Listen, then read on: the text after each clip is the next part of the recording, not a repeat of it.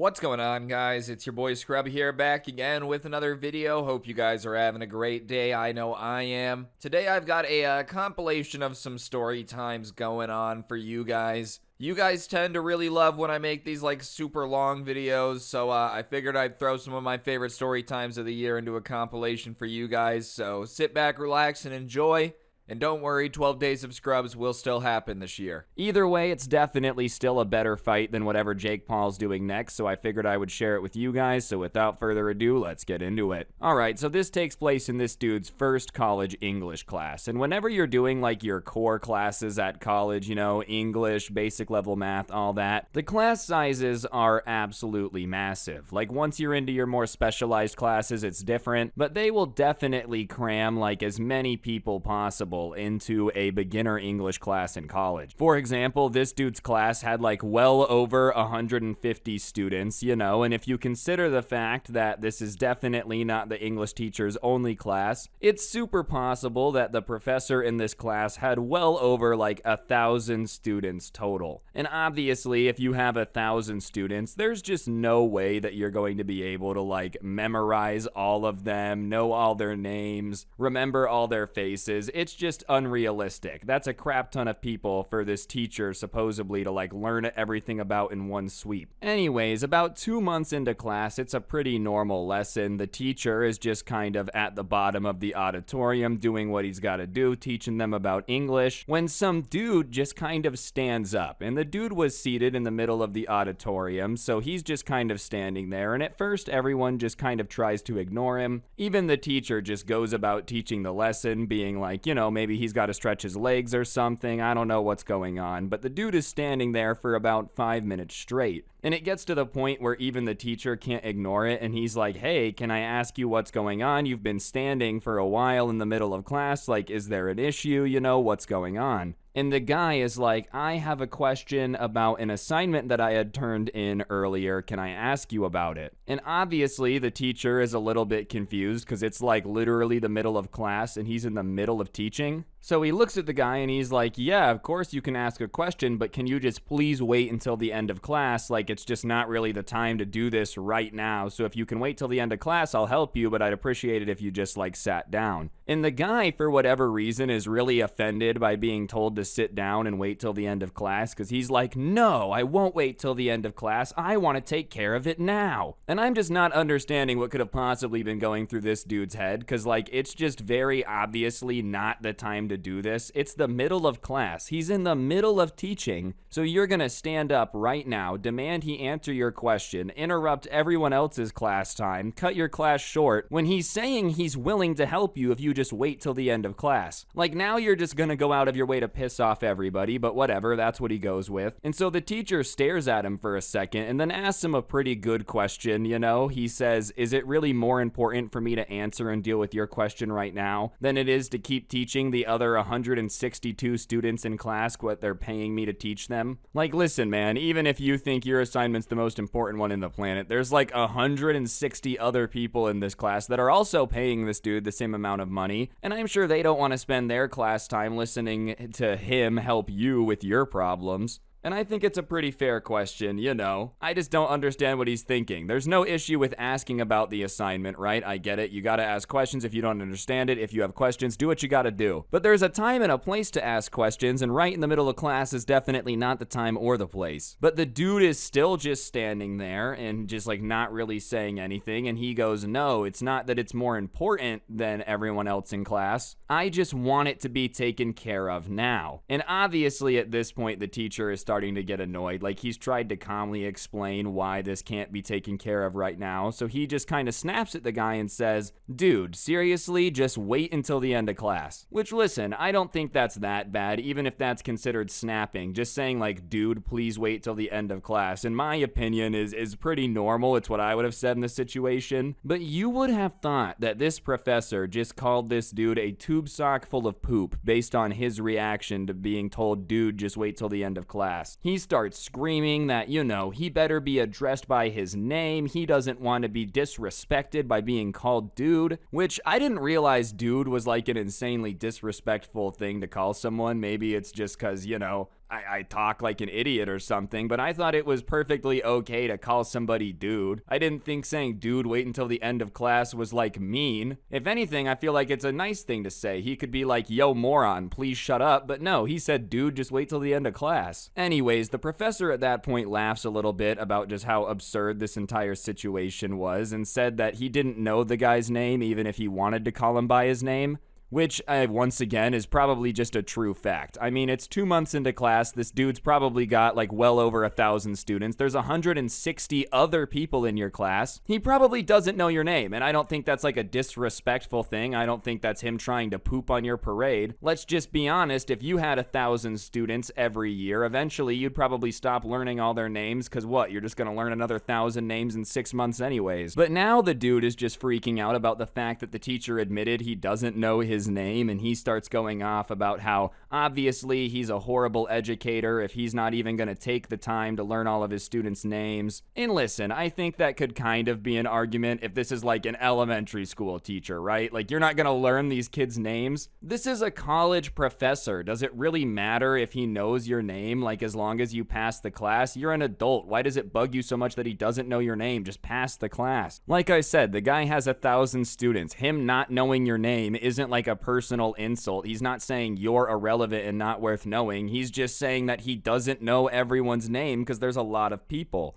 And so the professor, still trying to like de-escalate the situation, kind of explains that, you know, I have a ton of students, I can't remember everyone's name, and if that's really gonna bug you so much that you're gonna start screaming in my classroom, I think it's best that you just leave the class. Which, honestly, I think it's fair at this point. Usually I'm not pro like kicking people out of class, but if the dude's just not going to accept that he needs to wait until the end of class and keep arguing with you and wasting everyone's time, kicking him out at that point is fair. I mean, think about it. He interrupted the entire class, is yelling over nothing, freaking out that this dude doesn't know his name. At that point, it's probably better that he's just not in the class, at least for the rest of today, because now he's just affecting everyone's class. And college ain't cheap, bro. Like, if I was one of the 162 people in here, I'd be like, listen, man, I paid the same amount of money that you did, and I don't care that he doesn't know my name. I just want to pass and get out of here. Obviously, he doesn't like that very much, and he starts arguing back again with the teacher, saying that he's not leaving, and he can just deal with him being here until he, you know, answers his question. And so the teacher at that point just kind of starts trolling him, which, you know, maybe not have been the most mature choice, but it is funny. Who cares? This guy's being worse. And so he just starts kind of like mocking his arguments, you know, well, why don't you know my name? You're unprofessional for not knowing my name. Just kind of messing with him. And obviously the class starts laughing at it because it's pretty funny. Like, this guy's just being a cringe lord for no reason in the middle of class. So obviously if the teacher's making fun of him, you're going to laugh at it. You know, maybe you're one of the saints that wouldn't have laughed at all because you just think it's unfair. But whatever, you're a better person than I would have laughed, so it is what it is. Anyways, the entire class laughing at him sets him off a little bit, and he starts walking down the stairs of this auditorium towards the teacher. And it's obvious he's pissed because he's got like his fist clenched by his side, and he starts walking over to the professor once he gets to the bottom of the stairs and gets up in his face, and the professor isn't looking scared at all, but he just kind of says, hey man, it looks like you're about to do something you regret. I really wouldn't do that. You know, I would just leave before this gets turned into a bigger deal. And so he's up in his face and he starts yelling about how like, oh, now you don't want to be Mr. Tough Guy making fun of me. Like, I could smack you right now. Not so tough now, are you? Which, like, you know, I also don't think it's tough to be threatening your English teacher. Listen, I think getting up in his face, obviously he's going to try to de-escalate the situation. He's not going to try to make it worse. Oh, not a tough guy now, are you? It's like, no, do you want him to fight you over this, bro? Like, do you want him to start being a tough guy? He's a college professor. That's not really his job. Regardless, once he threatens to smack the professor, now he's the one escalating it, so the teacher isn't looking afraid at all and says, if you're gonna smack me, just know that I'm gonna fight back and you're not gonna like that. And the student kind of takes that as a challenge of like, oh, okay, so go ahead and smack me. So he reaches out and grabs the professor's left arm. And, you know, I'm pointing out that he grabbed the left arm only because I'm sure he regrets not grabbing the right, because the teacher, as soon as this guy grabs his left arm, just lets a nasty right hook fly and just smacks this dude right in the cheek. And the student literally lets go and grabs his face and just goes, you just hit me. You just hit me. And the professor says, yeah, and I'm gonna do it again if you come at me and touch me me again, how about you just get out of the class? Which, listen, man, I don't know what you expected the professor to do. You threaten him and then grab him. Obviously, at that point, he's gonna feel threatened and defend himself. Like, if somebody said, I'm gonna smack you, and then grabbed me, I'm going to assume the fight is on. I'm not gonna be like, no, he is peacefully grabbing my left elbow as a sign of peace. No, I'm probably gonna hit you. I don't like violence. I'm gonna try to avoid the fight, right? Like, I'm not saying I'm looking for it, but if someone's up in my face and grabs me, like, what am I supposed to do in that situation? Anyways, now the entire class is yelling at the guy to leave, so he just kind of leaves the classroom with his tail between his legs because nobody was backing him up. And after he leaves, the professor is like, all right, this is probably gonna turn into an incident, and I understand I probably shouldn't have done that, but if anyone's willing to, like, be a witness and say that I was defending myself, I'd appreciate it. And obviously, all the students are like, yeah, of course, dude. He kind of walked up to you and grabbed you and, like, was screaming in class. You had nothing to do with that. And everyone was even more understanding because, like, everyone in college is an adult, right? At that point, by the time you're an adult, you should probably know that it's a bad idea to charge someone, threaten to smack them, and then grab them. Like, that's just a very bad idea. In fact, if anything, I would venture to say that you should probably know that even before you get to college. Like, that's one of those things they probably should have covered by the time you're applying to college. Don't fight anyone, all right? Regardless, sure enough, the student that had gotten hit by the teacher goes to the administration and starts saying that the teacher attacked him out of nowhere, da-da-da-da-da, and obviously the administration has to investigate it. And his entire story was that this teacher had had a mental breakdown in the middle of class and had started attacking him and hit him for no reason. Which, you know, based on the actual events, I'm not sure I would have gone with that story to the administration, considering it's not even close. Like, obviously, he's gonna tell a version of events that makes him look better. He's not gonna be like, huh, I sure was stupid, right, guys? But you can't just make up that the dude had a mental break and smacked you out of nowhere when the entire class saw what actually happened. If anything, I feel like the situation is just this student thinking he's way more important than he is, assuming that the teacher should have A, learned 1,000 names and faces, or B, just his, either one of which is a little ridiculous. Sorry, man, you really can't be offended when people don't know your name. Like, if anything, I feel like it would be even weirder if after 2 months of classes, he knew no one's name but yours. Ah, yes, my favorite student. I've memorized only your name and face, and I watch you sleep in your dormitory. Like, I would be more weirded out if the professor randomly just knew only my name. Everyone else in class? Nah, just me? Oh yeah. And if you did expect him to learn 1,000 names, you probably got to give him more than like 2 months, bro. I'm just saying, if I had to learn 1,000 names, I need at least 3 months, and even then, I'm still not gonna do it. Anyways, that's his story he's sticking with, and obviously it falls apart pretty quickly once they start looking into it at all, you know, because they start asking the teacher, they ask students in the class what happened, and believe it or not, when there's 160 witnesses that say that they saw something completely different than you did, it doesn't end up going down that well, you know, especially when it's something as serious as saying some teacher attacked you. Like, the guy's gonna get fired if this is true. Obviously, not a lot of people are gonna be down to just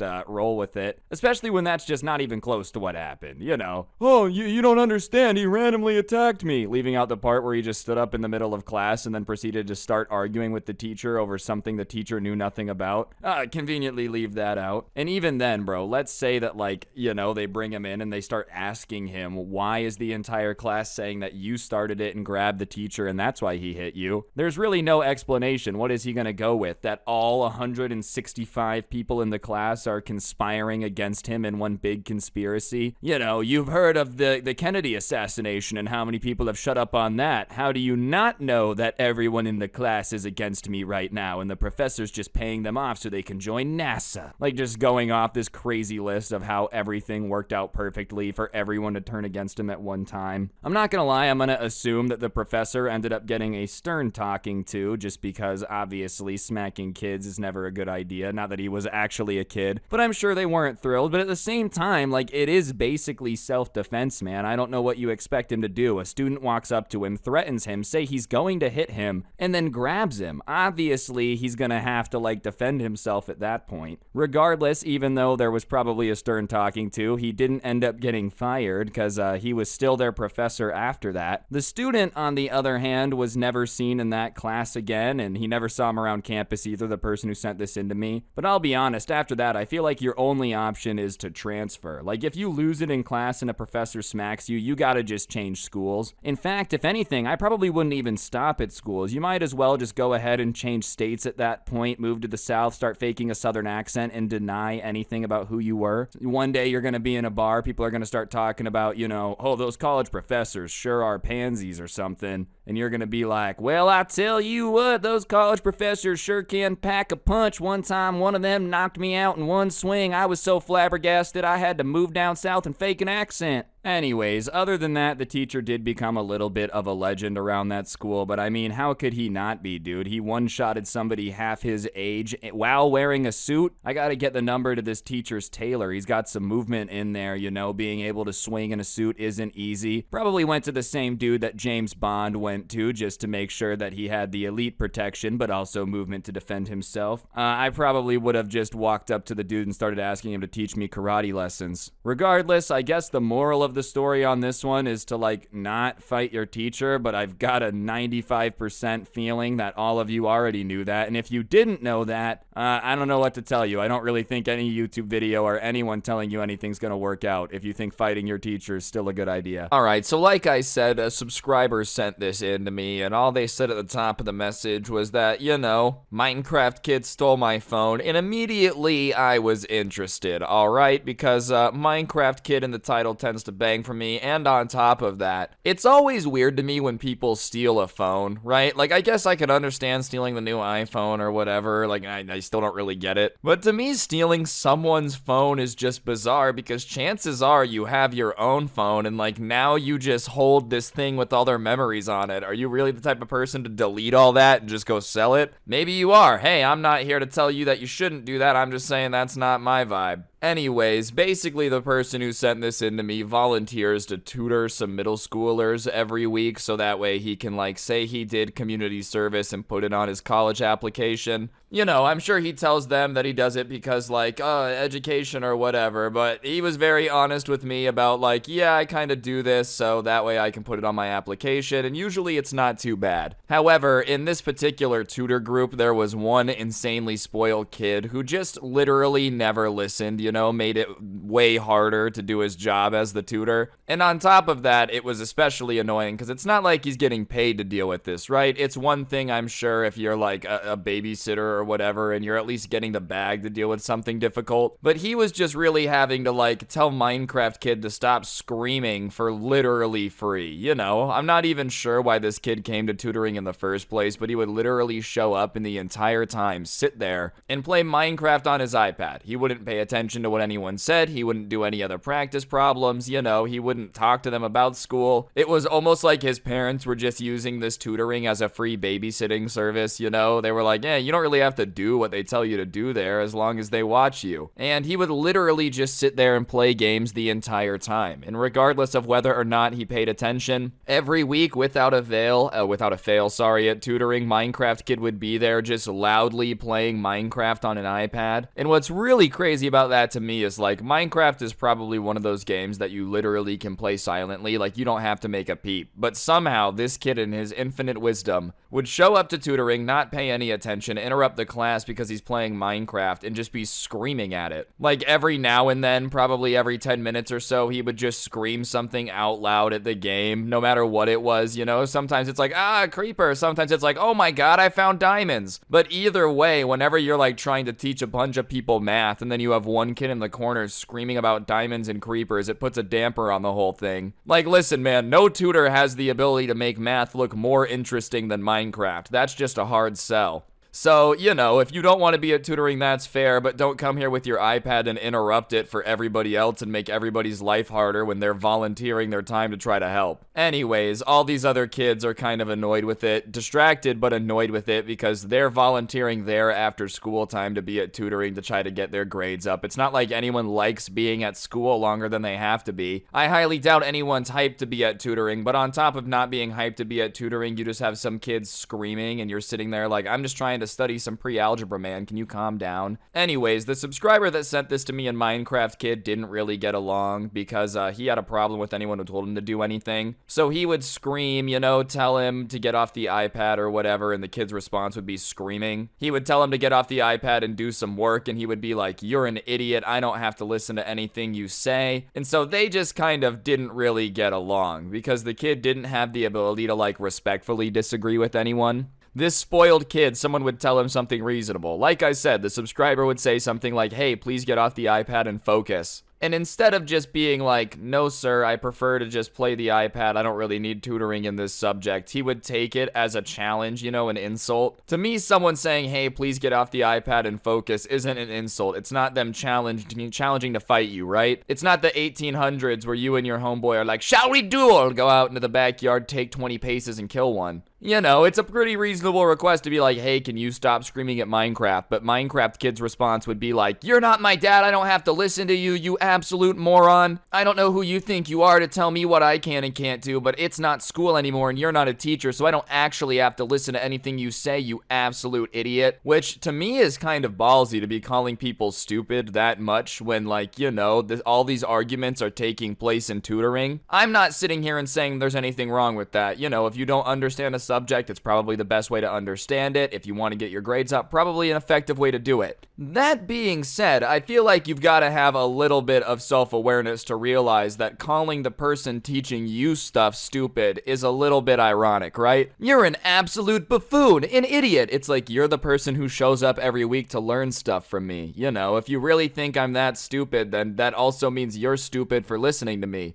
Because smart people don't let stupid people teach them. Am I wrong? To me, this is the equivalent of being like, I'm gonna learn about the stock market and then calling Warren Buffett an idiot because you watched Wolf of Wall Street one time, Regardless, those were the type of arguments they would get into. So the subscriber who sent this to me in Minecraft Kid already didn't really get along before any of the phone stealing went down. Anyways, on this particular day, the tutor, the subscriber, was sitting at a table with a couple of kids. One of them happened to be Minecraft Kid, and one of the teachers in charge of tutoring ended up calling him away. So he left his phone in his, paper on the desk because he figured he'd be right back. And obviously, in that situation, you're not thinking anyone would be, dumb enough to steal your phone because you're gonna figure out who did it. You're kind of you're not a teacher, but you're in charge, I guess. So whatever, you should be able to leave your phone for a minute. And he's gone for about 3 minutes just talking to another teacher, like I said. And he comes back and he's like, well, that's weird. My phone is no longer on the table. I swear that I left it right here. It's not in my pocket. It's not over there. My phone's missing. And he hasn't even said anything to everybody at the table yet, but he can just tell by the looks on their faces that they look like they've been up to no good. They're looking a little bit guilty. And so immediately he decides to question them just a little bit, nothing too angry. All right, guys, very funny. Who took my phone? Good prank, good prank. Thinking it was a situation where, somebody took his phone, was gonna hide it, and then, if he called him out, they would give it back. But instead of somebody being like, you're right, here it is, everybody just kind of keeps looking guilty. So he presses them a little bit again. He's like, all right, guys, come on. I'm trying to be cool about this, but who took my phone? Don't make me get mad. And nobody fesses up again. And I don't know if it was a situation of they're all in on it, if they just didn't want to be a snitch, if he said nobody say anything. But Minecraft Kid is smiling and everybody else looks like they're not too thrilled with the situation. And at that point, the sub kind of realizes, the tutor, oh no, one of these kids is trying to steal my phone. None of them are saying anything. They're all looking like they're gonna keep my mouth shut. I actually don't know where it is. So he kind of starts to be a little bit angrier about it. Well, nobody's leaving until I get my phone back, and if you guys don't start telling me where it is in about 10 seconds, I'm gonna go get the teachers. Obviously, he's just a little bit of an older kid volunteering, so he goes and gets the teachers because nobody says anything. And they come over and they're like, all right, guys, this isn't funny. Give him the phone. And nobody's fessing up still. You would think at that point, somebody would snitch. Usually whenever I would get in trouble at school, somebody was snitching and saying literally everything within 12 seconds. But none of these kids are saying a word. So the teacher and the tutor are kind of waiting for the parents to show up. And the parents show up, and they kind of let the parents know what's happening. And once again, they tell the kids, they're like, all right, you guys need to hand over the phone. And all of the kids are saying that they don't have the phone. Obviously, they're gonna say that, I don't think they were all involved in taking it, but obviously they're all going to deny having it. What do you think, they're stupid? Oh yeah, sorry, I'm the one that took the phone. All of these problems that we've been talking about, that was my bad. They're in too deep now. Anyways, it gets to the point though where the parents are annoyed because they've been sitting here for 20 minutes waiting for him to get his phone, and all the kids are denying it. And obviously they're not too happy about the what was it, implication that their kid might be a thief. So they start to be like, maybe you just misplaced it. How do you know you didn't lose it? Why are you assuming that my kid stole it? So whatever. After a while, it ends up being a situation where they can't like keep the kids here forever. The parents are starting to turn on them, not be on their side. So the teacher decides at that point that they're going to have to let him go and they'll just figure it out later. And obviously the person who sent this in to me, tutor, is just pissed. They're like, this kid stole my phone and they're going to get to leave. He doesn't want to let him go, but like I said, there's really nothing they can do since nobody's fessing up. They can't like keep everybody here in the school overnight until they find his phone. That's not really how this works. So whatever, he goes home and the first thing he does is hop on his iPad and check Find My iPhone. You know, he figures if he lost it at the school, then it's gonna ping there and, you know, it'll be obvious that he just misplaced it. If it doesn't ping, then that means somebody turned it off or like hacked into it, turned off Find My iPhone, so it got stolen. Or if it pings not at the school, then somebody took it. And sure enough, it pings not at the school. So it's obvious now that somebody took it. And it points to this like neighborhood relatively in the like vicinity of the school that he was at. But if you've ever tried to track, like, Find My iPhone without an AirTag or something specific, right, it doesn't really give you an exact location. It just gives you, like, you could probably narrow it down to, like, 3 or 4 houses. So it's not like he can go over there, knock on the door, and demand his phone back. But at the same time, he now knows that somebody stole it at that school, and he's just pissed because all the parents were trying to make him feel bad for accusing one of them of stealing it, and one of their kids did steal his phone. And at that point, like I said, it's just confirmed that his phone has been stolen. So he takes a screenshot of where it is and he emails it to the teacher that was helping him talk to the parents and is kind of like, look, here it is. It's not at the school. This is not my house. So somebody took it. And he just kind of starts emailing everything that he finds to the teacher just to make sure that there's record of it, right? He doesn't want anyone to think that he's just making this stuff up or whatever. He just wants track of it. My thing is, you would think someone who stole an iPhone would immediately like turn off the location, turn off iCloud, all that stuff. But for some reason, the person who had taken this hadn't turned off the location, and they also hadn't turned off the iCloud, and that's how this guy figured out that the person who stole his phone was actually the Minecraft kid. And he started figuring that out because the kid started using the phone. You know, I guess when you're stealing people's phones in middle school, you don't think about turning off iCloud or like the location. He didn't have a passcode on his phone, which I personally think is a mistake. All right, you know, you gotta have a passcode. That way, if some Minecraft kid steals your phone, he can't get into it so easily. But regardless, because the phone was unlocked, instead of like resetting it, turning it off, any of that, Minecraft kid just started using it as his own little personal device.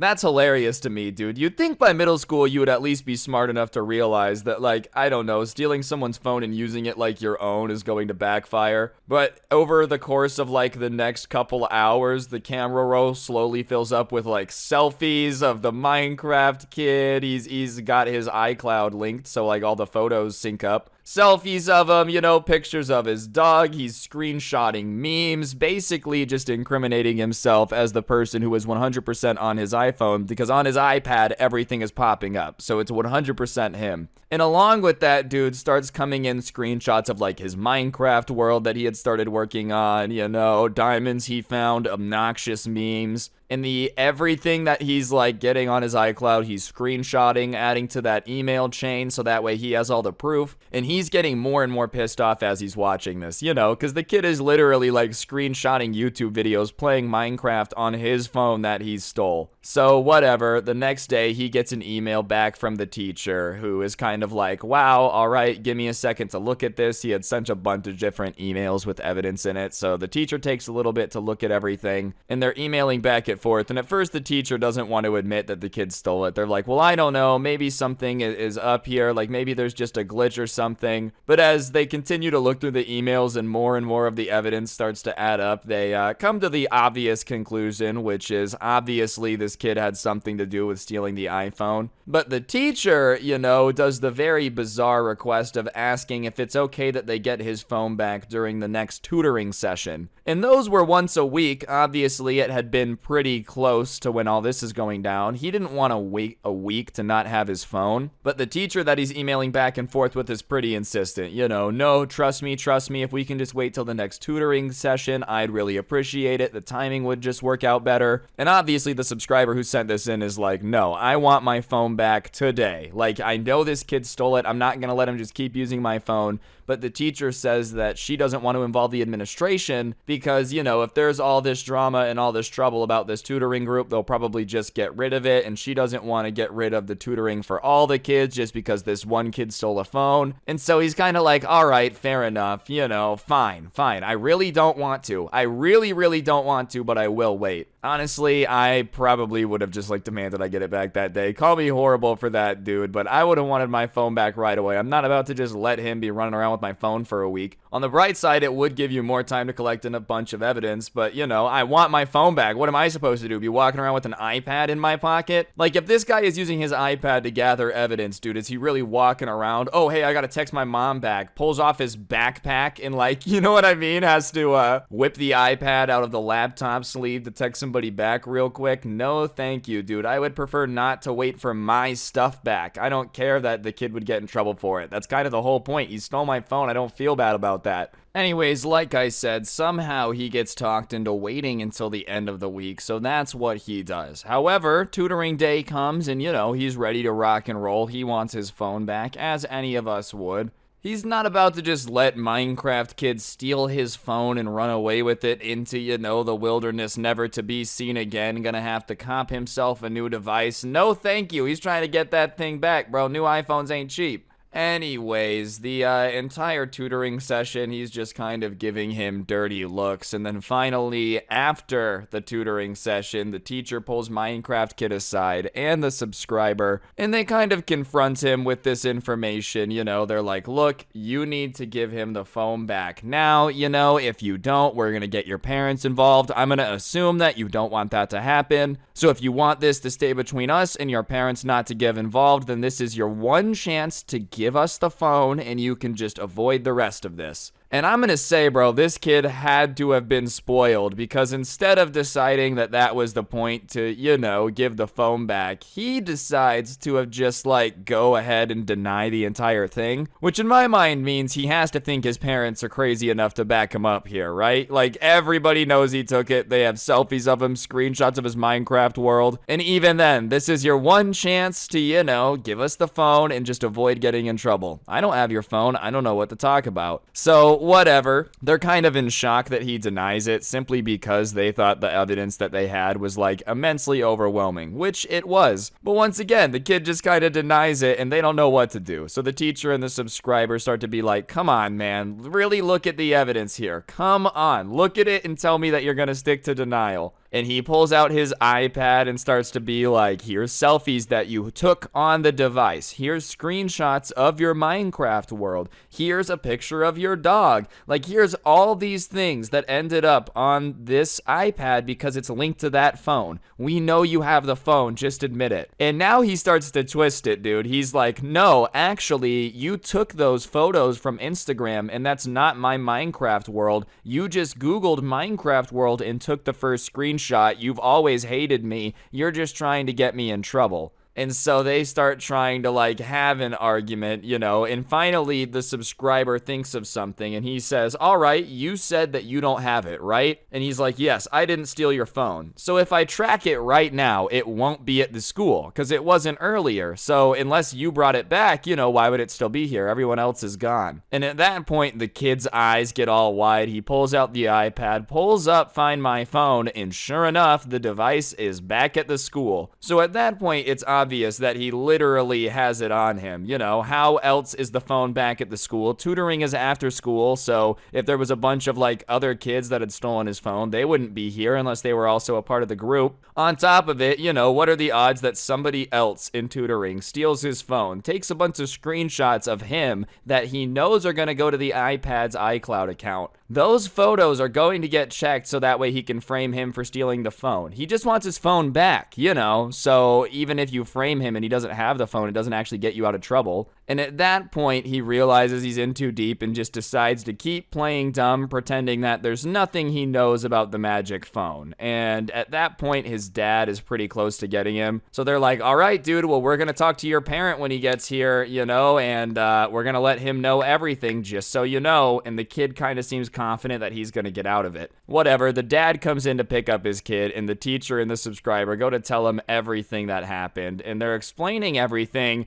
and it's immediately obvious just based off this dad's body language that he is pissed about what he's hearing about. And not at the kid, but in a defensive way. He keeps wanting to interrupt, you know, his arms are all folded, and so they finally get to the end of the story, and they're like, and that's where we're at, you know, we need you to do this. They hadn't shown him the iPad pictures or anything, they just said, we know your son has the phone. And the dad just starts to go on this rant, my son would never steal anything, especially a phone. You're accusing him of something he 100% didn't do, and I can't believe this. He's supposed to come to tutoring to learn. I didn't realize that when I was bringing him here, you were just gonna try to like accuse him of taking stuff that you were irresponsible and lost. And obviously the subscriber's getting more and more annoyed because everybody just keeps being like, you made this up. And he's like, your kid literally has my phone. So whatever, he looks at the dad after his rant and says, so if I showed you evidence that proved that your son has my phone, would you believe me? And the dad's like, yeah, sure, I would believe it, but there's no way that he stole your phone. I just don't believe it. My son isn't a thief. You can't go around accusing people of things like that. I'll have you know that I know a lawyer. Like, okay, cool, bro. You know a lawyer? You don't even have a lawyer. You just know one? Awesome. If I bump carts with a dude in the like grocery store who happens to be a lawyer, I can say that too. Anyways, the subscriber whips out his iPad, shows him all the evidence, kind of explains how it works in terms of like, you know, it's linked to that phone, all the photos on that phone go here. That's why I know that he has the phone, because he took pictures on the phone that he stole. Super smart criminal move, right? I think the best way to go about incriminating yourself is to do it with a really dope selfie, you know, maybe with a cool background, some train tracks or something, just to show everyone you mean business. Regardless, the dad kind of looks at the evidence and, unlike the kid, realizes, ah, crap, my kid definitely stole the phone. But instead of admitting that he stole the phone, the dad switches his tune, which, you know, I'll give him credit for at least coming to terms with the fact that the kid had the phone, but he goes into denial in a way that might be even stupider, and basically the equivalent of when an ostrich just throws his head into the sand as hard as humanly possible in order to avoid confronting the truth. Alright guys, I'm gonna interrupt the video for a second. I'm sorry. For the next couple days, if you're watching this on the date it's coming out, which is the 26th of January, code SCRUBBY at the G Fuel store is gonna be 30% off. Yeah, that's right. So head on over to gfuel.com, pick yourself up some G Fuel. I would very much appreciate it, and use code SCRUBBY. And on that note, let's get back to the video. Anyways, the dad's new theory is, well, there had to have been a misunderstanding. You see, there's no way my child would steal your phone. Something had to have confused him, you know, and led to him saying or thinking that he could take the phone. So, you know, something must to have confused him. There's no way my child would steal it. And at that point, he decides to do arguably the stupidest thing you could do in this situation. He looks at the subscriber, who, keep in mind, is the person who has just had their phone stolen from them by this kid, and says, did you tell him that he could take it or something? Like, did you tell my son that he was allowed to take your phone?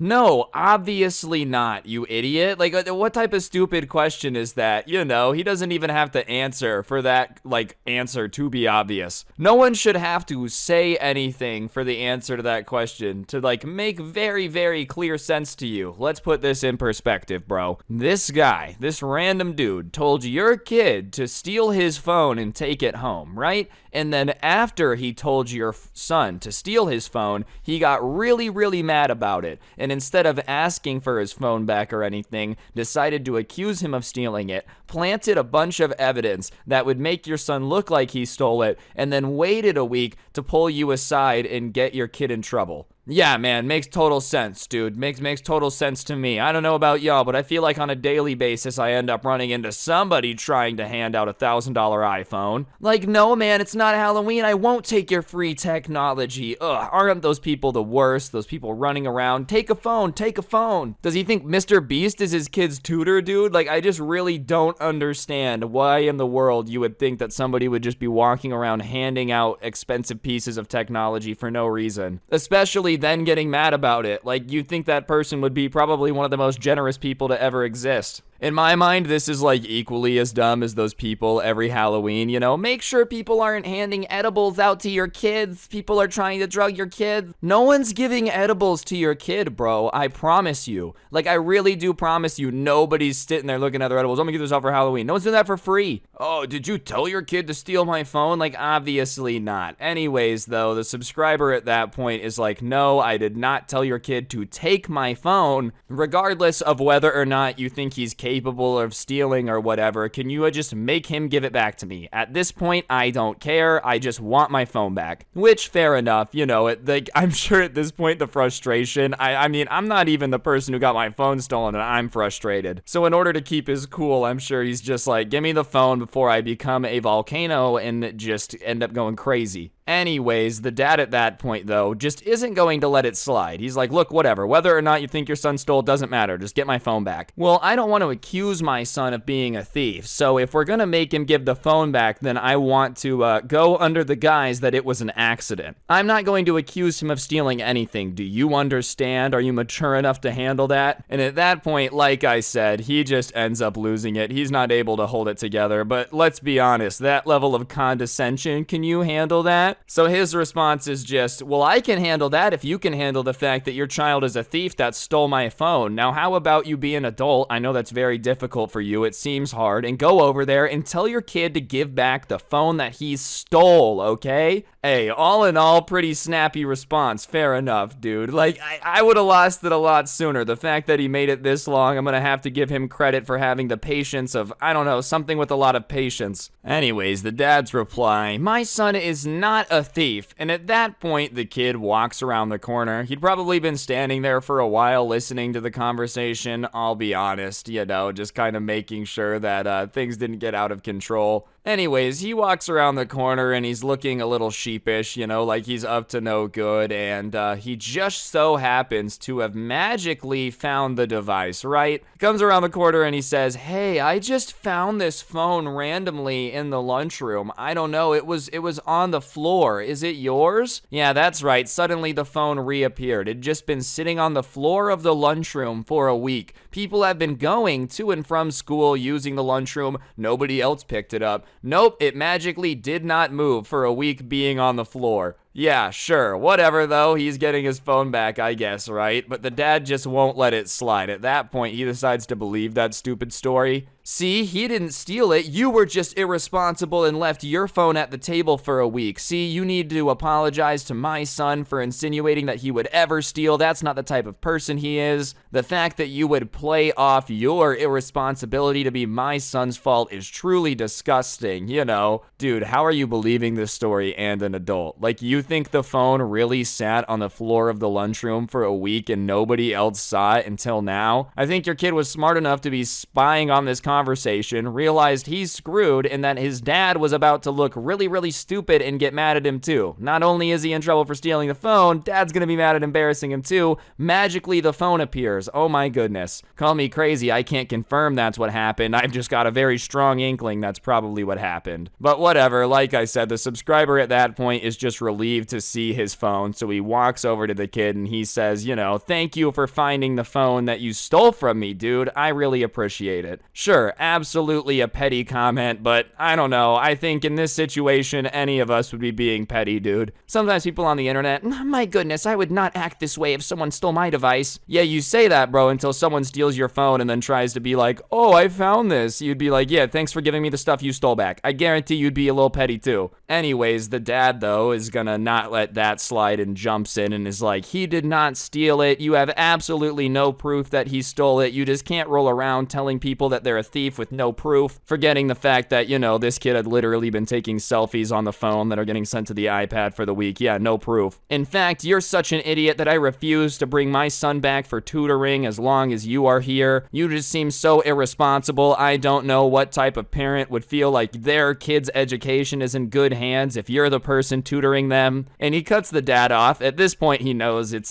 just angry. Who cares? And he says, go ahead and not bring your son back to tutoring. He never pays attention anyways. You might as well keep him home and let him play Minecraft there. At least that way you wouldn't have to come drive and pick him up. He's not learning anything here. Which, once again, pretty funny. He didn't even call the kid stupid, all right? He didn't say your kid's a moron. He just said he doesn't pay attention at tutoring, all right? I feel like that's an important distinction. He could have called your kid a moron, but he didn't. You gotta give him credit where credit is due. Anyways, the dad at that point is like, that's it. I'm filing a complaint with the principal. You will be taken off of tutoring, consider your job gone. And he looks at him and he goes, you're an absolute moron. I volunteer. What are you gonna do? Get me fired from the job that I don't get paid for? Oh, I love that, dude. I'm gonna get you fired. All right, dude, I don't work here. Go ahead. Get me fired from the school that I don't work at. Feel free. Obviously, this was kind of part of his plan to have something to put on his college application, so he didn't want to get kicked out, right? But at the same time, it's not a job. There's only a certain amount of disrespect you're gonna take for a job, let alone something that you're not getting paid for. What are they gonna do? Not make him volunteer his time? Oh no, what a punishment. You don't have to come in and tutor kids once a week and they won't steal your phone. Anyways, the teacher, who up to this point has already kind of been a slimeball, being like, no, don't get your phone back now. Don't tell the administration. Don't say anything like that. They interject and they're like, yeah, I actually think it's probably best if you don't tutor here anymore anyways. And the dad's like, see, look it, your attitude and behavior got you kicked out of here, Whatever, he gets the phone back and he's like, all right, are you really gonna make me not able to tutor here anymore because I'm angry about somebody stealing the phone? And the teacher's like, yes, I think it's just best if you don't tutor here. I mean, come on, dude. You can't be mad at the person for being mad that somebody stole something from them. I don't know. I understand why they might have to. But to me, it's do you really have to give the dad the satisfaction of feeling like he got this kid fired? I don't know. You didn't really have to give him that big of a W. At that point, though, the subscriber really had nothing to lose. So he looked at the dad, he looked at the teacher, said they could both kiss where the sun don't shine, and flipped them off and left. Fair enough, whatever. What are they gonna do? Take away your volunteer time? Anyways, all in all, they don't really regret quitting or getting fired, whatever you would call it, because they don't really have to deal with that anymore. So I don't know if it's a W, but he got his phone back and doesn't have to deal with that anymore, so kind of a W. My question in all of this is why Minecraft Kid even felt like stealing a phone in the first place if he literally had an iPad with him all the time. It just seems like a little bit too much overlap there, Oh, I'm gonna play Minecraft on my phone and my iPad. That way I can have two worlds going at once, and everyone knows that all Minecraft pros can have two games going at one time. Anyways, I guess moral of the story is don't steal people's phones, Just don't do it. It's not swag. And if someone's gonna steal your phone, I don't know, make sure the person backing you up isn't gonna get mad at you for being angry about stuff being stolen from you.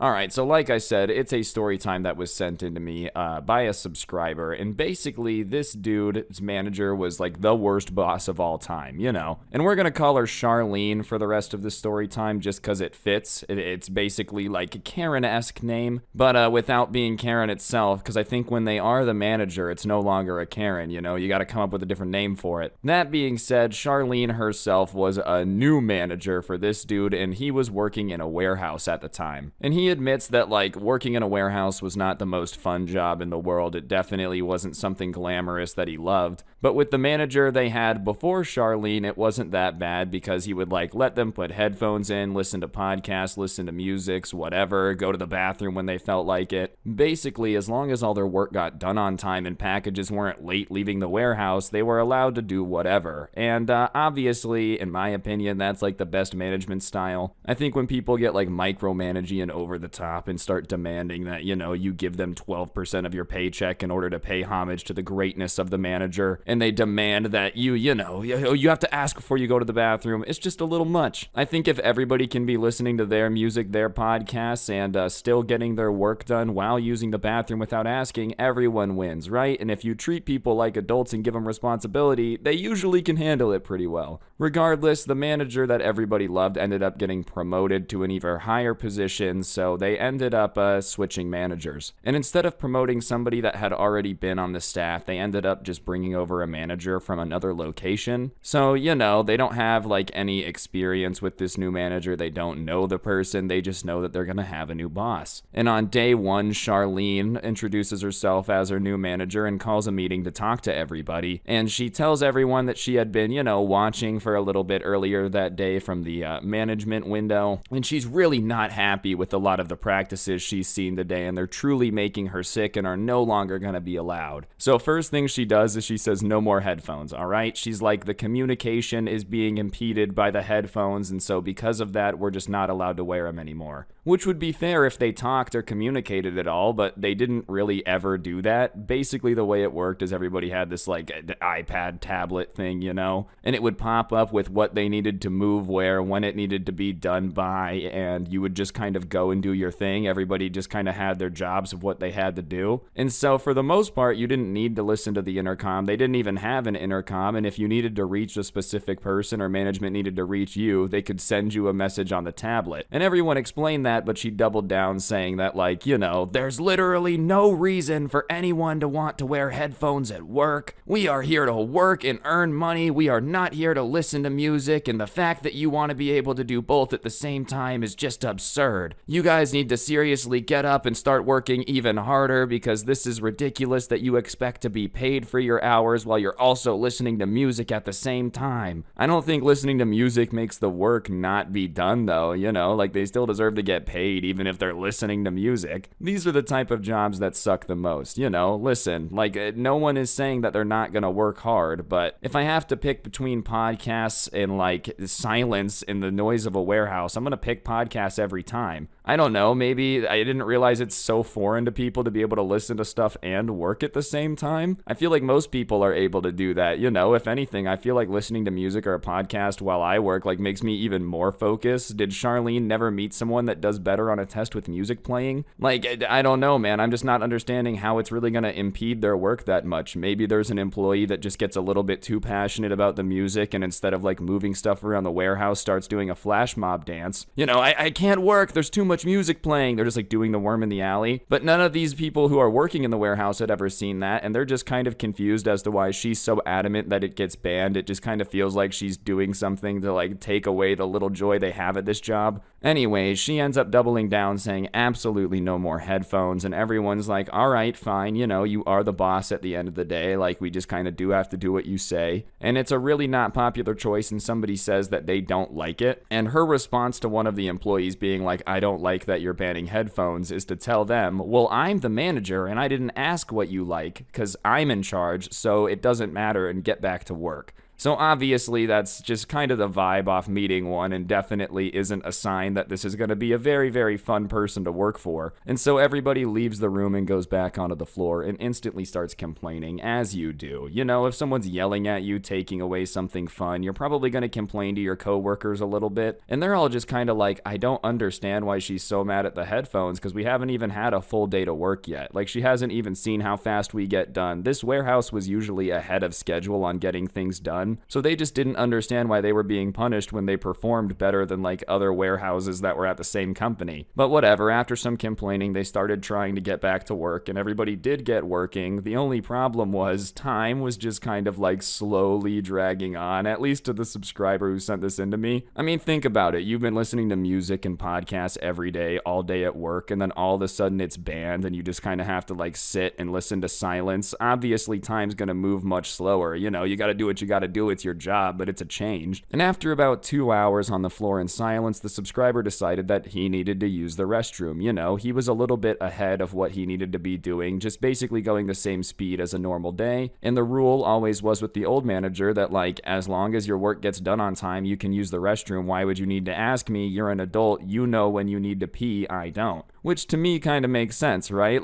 Outside of when you're in school, there's just no reason for adults to be asking to go to the bathroom, because it's just was like, just go to the bathroom. Anyways, he goes into the bathroom and he's not hiding in there or anything. He's just using the restroom when all of a sudden there starts to be some banging on the door, like gong, gong, gong. And so he says hello innocently because he doesn't think he's doing anything wrong, right? And on the other side of the door, he just hears Charlene go, who's in there? What do you think you're doing? Did I say you could go to the restroom? And he's sitting there confused and he answers the only way which he can, which is like, well, I'm in here because I had to use the restroom. You know, he doesn't even address the like, why didn't you ask? Because he feels like it's obvious. But her response is like, well, why are you in the bathroom doing that? Which is just an insanely dumb question, bro. Like, why do you think he's in the bathroom? To do a Yahtzee? Like to do a crossword puzzle? Like, what do you mean? So he says, because I needed to use the bathroom. And you know, he's a little confused in his tone. And Charlene's response to him saying you needed to use the bathroom is like, well, why didn't you come find me and ask me to use the restroom? And he answers honestly, he's like, well, look, I didn't know that I had to ask to use the bathroom. I thought I was just allowed to go. I'm sorry, that's kind of how it was before, so I have no reason to assume that I would have to ask. You know, I wasn't trying to be mean, I just had to use the bathroom, so I went to use the bathroom. I didn't think it was gonna be a big deal. And obviously, I feel like that's a reasonable answer, but Charlene's not taking it. No, no, no. Well, how was I supposed to know where you were? What if there was a fire in the bathroom right now and we didn't know you were in there? And he just goes, well, I would come out of the bathroom. And he wasn't trying to be a smart aleck, you know, it was just kind of like, what do you mean? And so she cuts him off when he says that and is like, stop talking back to me. And he's not trying to talk back, he just kind of clarifies. He's like, I'm just not understanding why I have to ask to use the restroom. And keep in mind, it's even more awkward because all of this is going down while like she's on the other side of the bathroom door and he's sitting in the bathroom. She couldn't even have waited to yell at him until he like walked out of the bathroom. No, no, no, you just kind of gotta start arguing through the door. But regardless, he ends up finishing up in the bathroom. He walks out and she's kind of standing there tapping her foot, arm crossed, you know, just the most irritated look she could possibly give, looking like he himself just single-handedly threw off the warehouse by 9 hours. You need to come with me to the office now. And so she takes him into the office and closes the door and she's like, you are not to do anything in this building without asking for my permission first. Do you understand?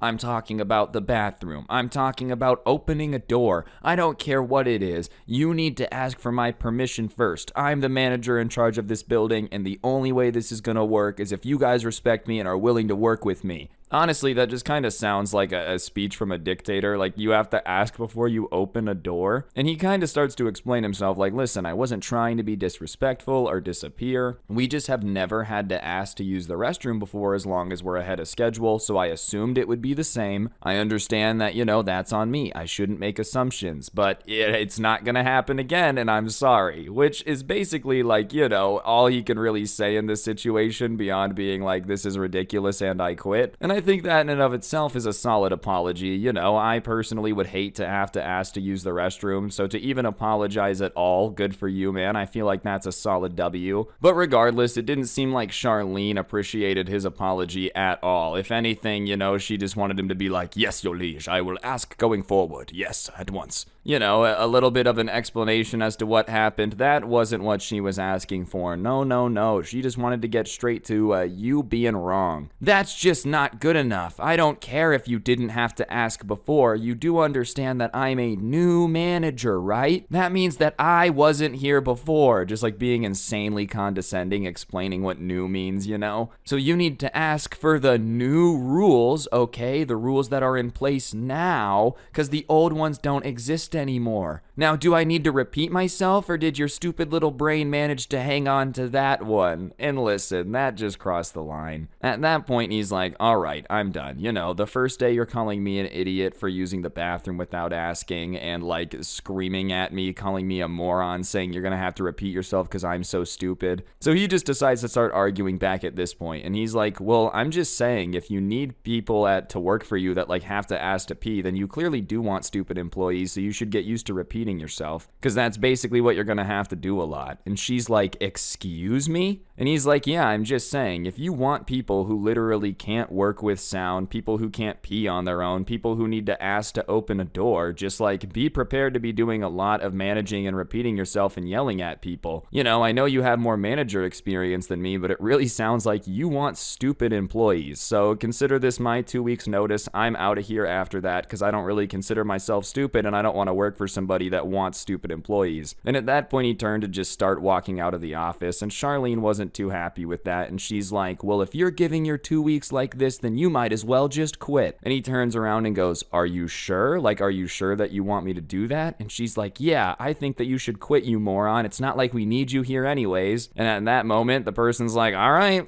okay, all right, I quit, bye. And she's kind of flabbergasted, you know, she's like, wait, what? And he's like, yeah, okay, I quit. Like, you saying I should quit right now because you don't need me, fair enough, I quit. First day as manager had just fired someone for quote unquote being a moron for using the bathroom. Definitely not a good look, and even for all the employees left, they're gonna be like, hey, why were you fired? And he's gonna go use the bathroom and didn't want to have to ask to open the door. Probably not a great way to build up popularity with any of the workers left, but hey, dude, you gave him the ultimatum, might as well quit. He took you up on it and said, okay, then I quit. So he kind of just walks out of the office at that point and tells his coworkers that he's just been let go. He's loved working with them all, but he's gonna have to go get another job now. And they're kind of like, wait, you're quitting right now? Like, you have to leave right now? And he's like, yeah, I just quit. They're telling me to leave. Like, I gotta go. And they're like, well, dude, you're kind of the only certified forklift operator in this section of the warehouse for the next 4 hours. And he's like, yeah, I know that, but she told me to quit. She said, I tried to give my 2 weeks and she said I might as well just quit right now. So that's what I'm doing. I'm out. And so I guess the way this warehouse worked is like they had workers, but not all of them had their forklift license. And so this dude, because this shift was in the middle of the day, was the only one who was on, like, for that shift that had the ability to drive the forklift legally. So on this particular shift, her first shift, she had managed to fire the only forklift operator that was there. As for why, you know, was it disrespect? Was it anger? No, because the forklift operator needed to pee and had just gone to pee, which I'm sure is not going to hold up well with the owners of the warehouse. And so he's like, listen, guys, good luck, you know, but if he could tell by that interaction, he knew they'd be looking for a new job soon too. And as he's explaining that, like, good luck, she comes out of her office and sees that he's still standing there talking to them and just starts freaking out. She's like, you need to go right now. You're no longer an employee here. You have 20 seconds to start making your way off the premises or I'm going to call the police to escort you out. And all the coworkers are confused because, you know, they're like, whoa, you're going to call the cops on him? Like, he hasn't even done anything. He's just calmly standing here. And all the coworkers that are seeing this interaction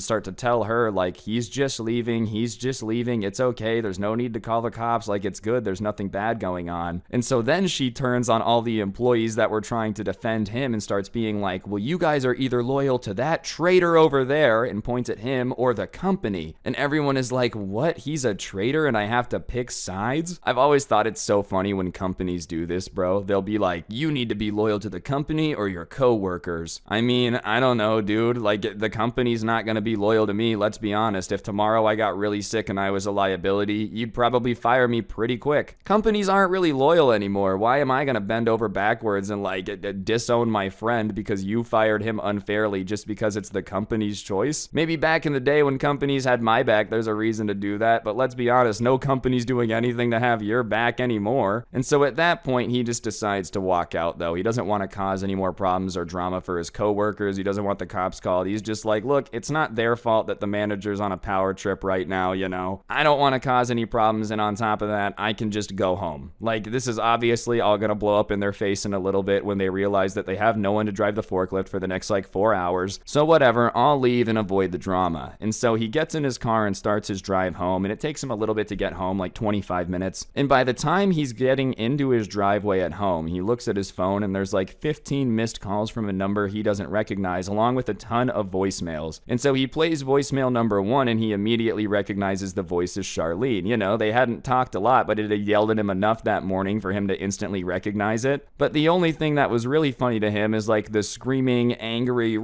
tone that had been used on him all morning was gone, and it was a total tone change. Not mad at all, just the nicest voice ever, trying to be, like, as persuasive as possible. Oh, hey, I'm so sorry about that little argument we had, you know? You should just come back. I didn't realize that you were the forklift operator we had on staff for this shift. And of course, he hadn't replied because he was driving, so it goes to the next voicemail. And the next voicemail is like a little bit angrier, you know, a little bit more, you need to come back, this is serious. And so he's just listening to these voicemails one after the other, and they just keep getting angrier and worse, you know? Like she had tried playing good cop, but now bad cop was out, the gloves were off, and she's just threatening him. In the last one, she's like, you need to get back here right now, you're the forklift operator, and if you're not back here in 15 minutes, then you can just consider yourself fired. And he's like, all right, well, if I can consider myself fired, I'm pretty okay with that, considering the fact that you literally told me to quit. And on top of that, I just don't think that's a good way to get an employee to come back. Like, obviously, he has no desire to go back and work there, so he just ignored the voicemails, assuming they would figure it out. And they didn't call him anymore after that, so he assumed that they did, you know. I'm just saying, why would he want to go back to that? You're like, get back here or you're fired. It's like, man, that sounds like a great work environment. I'd love to go back and deal with that for more, you know. And to make matters even better, he like went home and instantly ended up finding a job because he's a forklift operator and he lives in a place with a ton of warehouses and e-commerce facilities, so he's really in demand. And low-key, the internet's kind of cracked for that. Like, before this, getting a job was really hard. You just kind of had to eat your boss's crap for a bit unless you got like a recommendation or a hookup somewhere. But now, man, you got an in-demand skill, some certification that a lot of people need. The world is kind of your oyster, bro. You can just kind of be like, hey, dude, I don't want to deal with this. Trust me, there's 97 warehouses within 3 miles. I can go drive a forklift at any of them. I don't really understand Charlene's management style either, you know. Maybe that's why I'm not a manager. I just wouldn't feel the need to make people like ask me to go to the bathroom. I do not want to be in control of that at all, bro. The last thing I want to do is be in charge of people, period. But especially to like be that in charge, you know, getting a text every 12 seconds. Can I open the door? Like, yeah, bro, you can. Go for it. I don't know, man. I just feel like your workers will do better if you treat them like an adult. Like, if people were talking to me like Charlene, I'd be mad confused. Are you my teacher or my boss? Like, I don't want to have to ask to pee or listen to my headphones. As long as my work's getting done and we're all getting paid, that's all that should really matter at the end of the day, you know? Moral of the story though, bosses really do make the job. If you get stuck with a crappy boss, it can just really screw things up even if you used to enjoy the job, and you don't have to deal with that, you know? If a boss is going out of their way to like make your life miserable, like just quit. It's just not worth dealing with that type of stuff for 40 hours a week for the rest of your life. Especially because currently there's a huge worker shortage, you know? Hey, it used to be, you just kind of had to ride it out. But if they're gonna like treat you like that, dude, I promise you there's better options out there. Alright, so this story takes place at a friend's birthday party. You know, when you're a young kid, birthday parties are pretty much the coolest thing to ever exist, alright? You get to hang out with the homies outside of school, get up to some shenanigans, everyone's hyped. And at school, this one particular friend had been telling me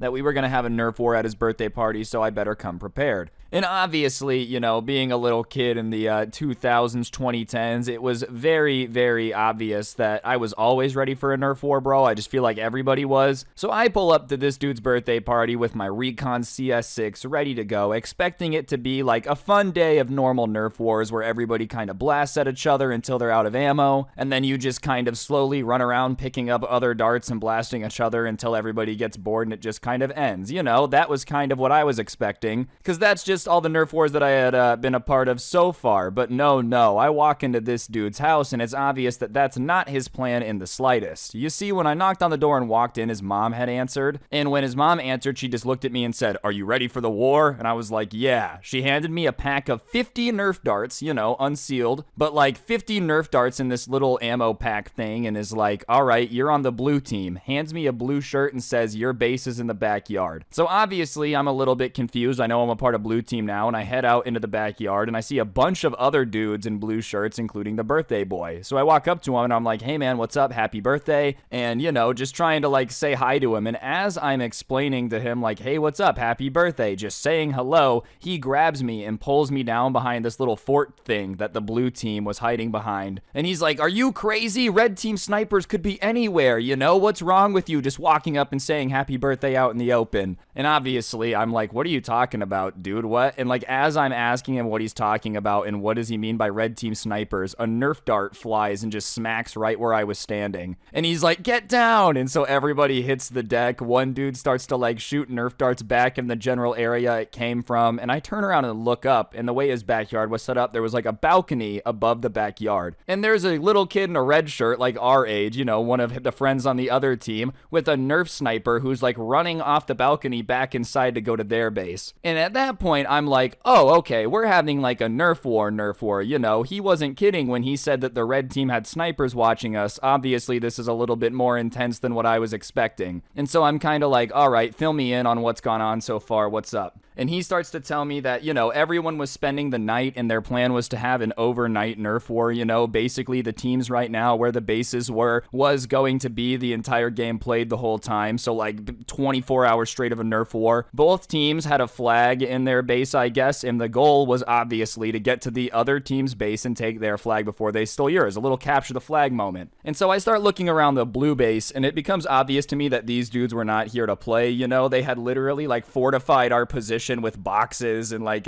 playground equipment. You know, people were like sitting around drinking Coca-Cola, acting like it was, you know, a bottle of beer, being like, what are you gonna do when we get out of the war? Just little kids being dumb, you know, pretending that like the Nerf war was real life. So we start like, you know, talking about our strategy for how we're gonna win capture the flag. And that's when the birthday boy busts out something that made me realize this was about to be a great time. He says, come with me. And we go into this little tent thing. And it's me, the birthday boy, and like 3 other kids on the blue team, right? And he goes, I made this before the party just so we would have an advantage. And there's this little table in this tent, and he rolls out this piece of paper, and he had taken the time to draw an insanely detailed map of his house, and he had chosen where the red team base was. So he had basically like made this map, and he had literally made a graph, so there was like quadrants, dude. You could make callouts based on this thing. It was like a war zone map, and he's like, this is what I have so that way we can plan operations. And obviously everyone's all like, okay, well, you're the birthday boy, so you're kind of in charge, you know, you got to let us know what's going on. I feel like that's just the default. Like, if it's someone's birthday party, they get to be in charge of the stupid Nerf war all of you guys are going to have for the next 24 hours. I feel like that's the least you could do if it's their birthday. And so he starts telling us that, like, we're going to break up into squadrons, you know, and each squadron's going to be 3 people on the blue team, and there's 3 squadrons. He was having 18 people spend the night, which honestly, kudos to his mom, bro. The idea of 18 screaming kids running around my house having a Nerf war for 24 hours sounds terrible. Literally, I would like nothing less. You know, I'm glad that she let this story go down, but at the same time, I don't know why she agreed to that. Anyways, we were going to break up into 3 squadrons of 3, and, you know, that's the blue team, and we were going to, like, attack the red base, you know. And obviously, we were feeling like we're the coolest people in the planet, dude. I'm drinking Pixie Sticks, I'm drinking Dr. Pepper, and on top of that, I'm planning, like, some top-secret Nerf mission. You could have put a purple hat on me and called me Buzz Lightyear, dude. I am ready to run Space Command. Anyways, we're coming up with what we think is a genius plan. And like I said, it's like me and 3 other dudes in the tent planning this out. And that's when we hear like the 5 other people on the team outside start being like, come out, we're under attack. Bro, and we step out of this like little tent. And when I say tent, I don't want you guys to think that like, you know, he had some command tent in his backyard. You know those little pop-up tents with like the metal frame that have Spider-Man on the outside? That's what we were in planning, right? Anyways, we come out of this tent, dude, and it's almost like somebody had blocked out a portion of the sky with foam. There's just Nerf bullets flying everywhere. It's just doof, doof, doof, doof. And I look up and I see in the balcony that there's like 3 dudes up there. And I don't know if this guy before I came over had the coolest Nerf collection or what, but he had like 3 of the battery powered blasters that fire really fast, and they're just raining down foam. And then, like, as they're raining down foam, obviously we're having to hide a little bit, because if Obi-Wan taught you anything at Star Wars, it's that you can't win a fight if you don't have the high ground. We hear the back door open, and the rest of the red team just comes, like, pouring out to our base, man. And I'm telling you, it was, like, the weirdest feeling ever. We're like, no, they're coming! And blue team, ready to play. We just started firing back, and it was just, like, a Nerf battle, man. People just trying to make runs for it from, like, cover to cover, just getting shredded by foam, you know? know? And obviously we're all little kids, so we're being dramatic. Like if somebody gets hit by the foam, they fall over, they're like, my leg! It was just the most absurd thing ever. And so finally, after about 10 minutes of being under siege, we had like managed to hold them off. They hadn't really gotten any closer than like they had like this little picnic table thing, like one of those small plastic ones that they had tipped over about 15 feet away, and they were kind of stuck behind that. And finally, we heard the leader of the red team on the balcony call a retreat, so they leave, dude. But it was like, you know, unless you've been in a 9v9 giant Nerf war when you're a kid who still loves Nerf guns, you just don't know how awesome it is. And so after that, you know, we're just kind of vibing, doing our thing, coming up with our plan because we stayed off an attack. And obviously, we're a little bit hyped. You know, maybe blue team, I can't lie, was getting a little bit cocky out here. We're like, dude, they sucked. They didn't even get close to our flag. Like, are you kidding me? That was so sad, LOL. And that's when the birthday boy is like, all right, well, when we launch in our attack, you know, we can't underestimate them. We have to make sure that we win this game. And he says that he's going to do a secret plan for when we go invade them, and he needs someone's help with it. And we're all like, well, what's your plan? And he says that, like, he's been watching this movie. And when I explain what he wants to do, probably a couple of you will know what the movie is. He was watching this movie where he had convinced the other team, like in the movie, the bad guy, that he was going to surrender. And he had taped a gun to his back. And so that way, when he got close, he could, like, pull it off. So he wanted us to, like, tape a Nerf pistol onto his back. So that way, just in case during our invasion we got pinned down, he could, like, pretend to surrender and then get them. And for those of you that don't know what movie I'm talking about, it's Die Hard, right? There's the scene where he like has the MP5 taped to his back, you know, and surprises the dude. But I hadn't seen Die Hard at that point. I'm 9, you know. It's my favorite Christmas movie now, but at the time I didn't know what was popping. So we're all like, dude, that's so smart. That's the most genius thing I've ever heard. You know, they're not going to check your back, so then you can surprise them. And so we like go back into the tent and we're taping this gun onto his back, this Nerf gun, by the way, just to be clear. I don't know why anyone would think that we're just like playing in the backyard with Glocks. It was a Nerf gun. But we're taping this to his back, you know, and we're like, all right, this is going to be such a good idea. And finally, the time comes. There was a couple little more back and forth, like skirmish type of things, but the time finally came where it was dark enough where we were going to do our little excursion, mission, capture the flag, attack on the red team, right? So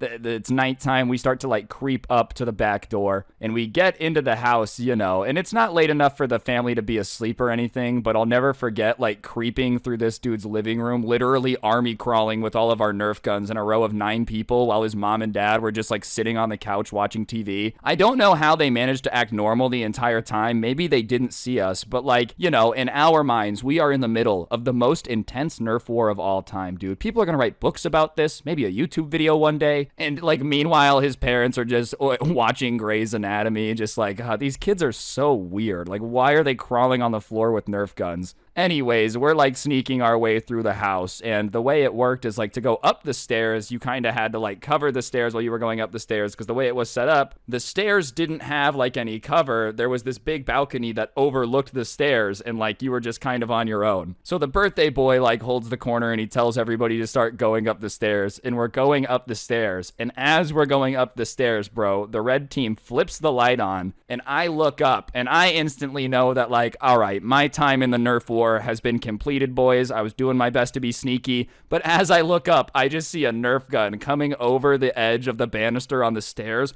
pointing down and just blasting me as soon as the lights turn on. And the way it worked is you had to go back to your base for 15 seconds if you got blasted. So like, I'm like, oh, I'm out. I start going back to the base, you know, and our team's just getting slaughtered. I can't even lie. All that planning didn't really matter, dude. You're only as sneaky as a 9-year-old can be in this situation. So the red team was pretty ready for it. And so whatever, I go back to my base. I'm waiting my 15 seconds to respawn. More and more of my team keeps coming out to the point where there's only 2 people on the blue team still in there. And so by the time the other people come out, I'm going back in, and I come around the corner and I see that like a bunch of the red team is also out, and they're kind of standing in the hallway, and there's 2 red team and 2 blue team left. And I see our one blue team guy that's not the birthday boy do this like sprint thing and shoot one of the red team guys, but he gets shot back, so they're both out. Now it's a 1v1 situation, and so obviously everybody's looking, and I knew what was about to go down, okay? I was part of the secret plan out there. And so the birthday boy puts his gun on the ground and kind of like slides it on the tile out all dramatically, so you know, he doesn't have anything on him, and he's like,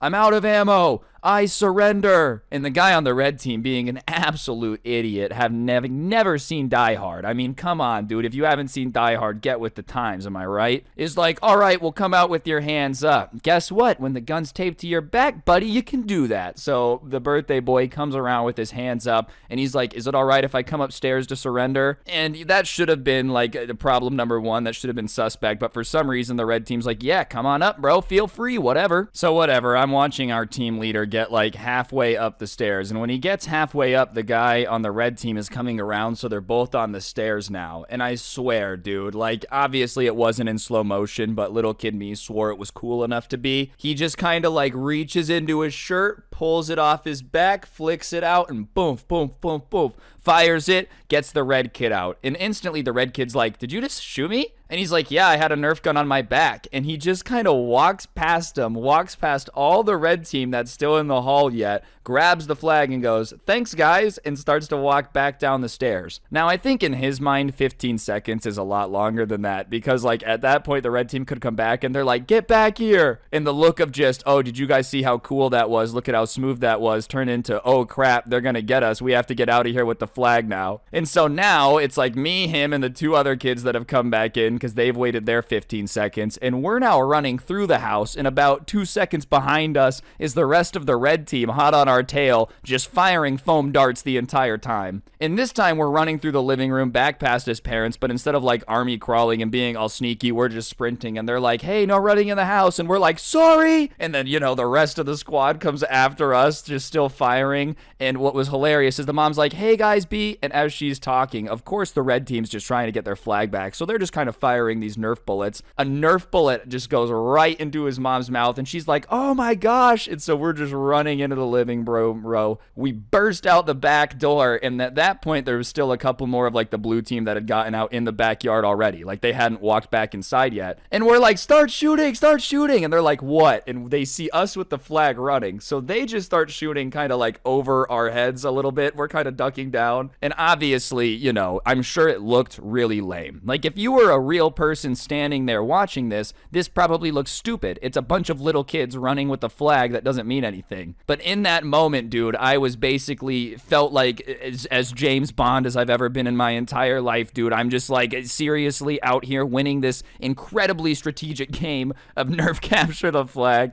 Obviously, yeah, it was pretty dumb. But at the time, little kid me was feeling like an absolute G, so let me have it. So whatever, we're running, and then like I hear a guy next to me go, I'm hit, and I'm realizing they're catching up on us. So I like do a move to start running behind the guy with the flag, right? And I feel myself get hit, and I'm like, I'm hit. And so I go to like move out of the way. And at that point, I tell the birthday boy, like, dive. And he looks back and he realizes that we're all down, bro. We were taking Nerf bullets for him. And he looks and he's pretty close to this like thing they had set up that was this little half wall. And he literally like takes a couple more steps. And then I don't know how many of you guys have played the original Black Ops, but back in the day, the dolphin dive was very funny, okay? Black Ops hadn't come out yet, but you guys get what I'm saying. Like there was obviously a little bit of a meme of people diving. That's the dive that he did. Like straight up, launched off the ground, planted, jump, just woof, dolphin dived basically over this little barrier while holding the flag.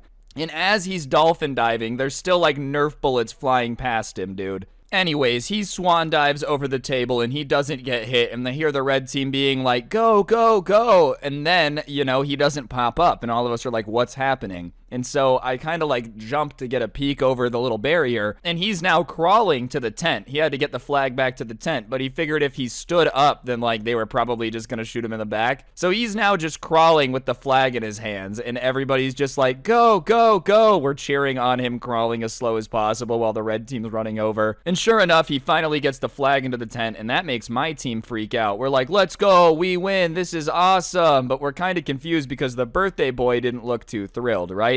And that's when we look and we're like, oh no. You know, dolphin diving is probably pretty easy if you're like a real Black Ops soldier, but when you're unathletic and small, sometimes it can lead to bad situations. And let's just say that when the birthday boy had dolphin dived, he hadn't come down very correctly, and a lot of the weight had gone onto his wrist. And, you know, I wasn't a doctor at the time, and I'm only able to know that he came down on his wrist because he's in tears, not very happy, and his wrist is bending a direction that, you know, it just shouldn't really bend. Like, you know when a wrist is doing a thing where it's looking like it's got some elastic inside of it? Yeah, it was not very pretty, and he's screaming. And so his parents come outside, and they're like, what happened? What happened? And they look, and they see him holding his wrist, and they're like, ah! And so they're like, we gotta go to the hospital. So, you know, the mom gets him. She's like, we're gonna go. The dad is like, all right, I'll wait with these kids while we call their parents, you know? And so obviously, we're all just kind of standing there in shock now. Nobody's saying anything. Nobody's like reacting. Everybody's like, what do we do, right? And so whatever. He leaves with his mom to leave, and we're all just kind of sitting there in the living room with this dude's dad, and he's called our parents to come pick us up now, right? And he's like,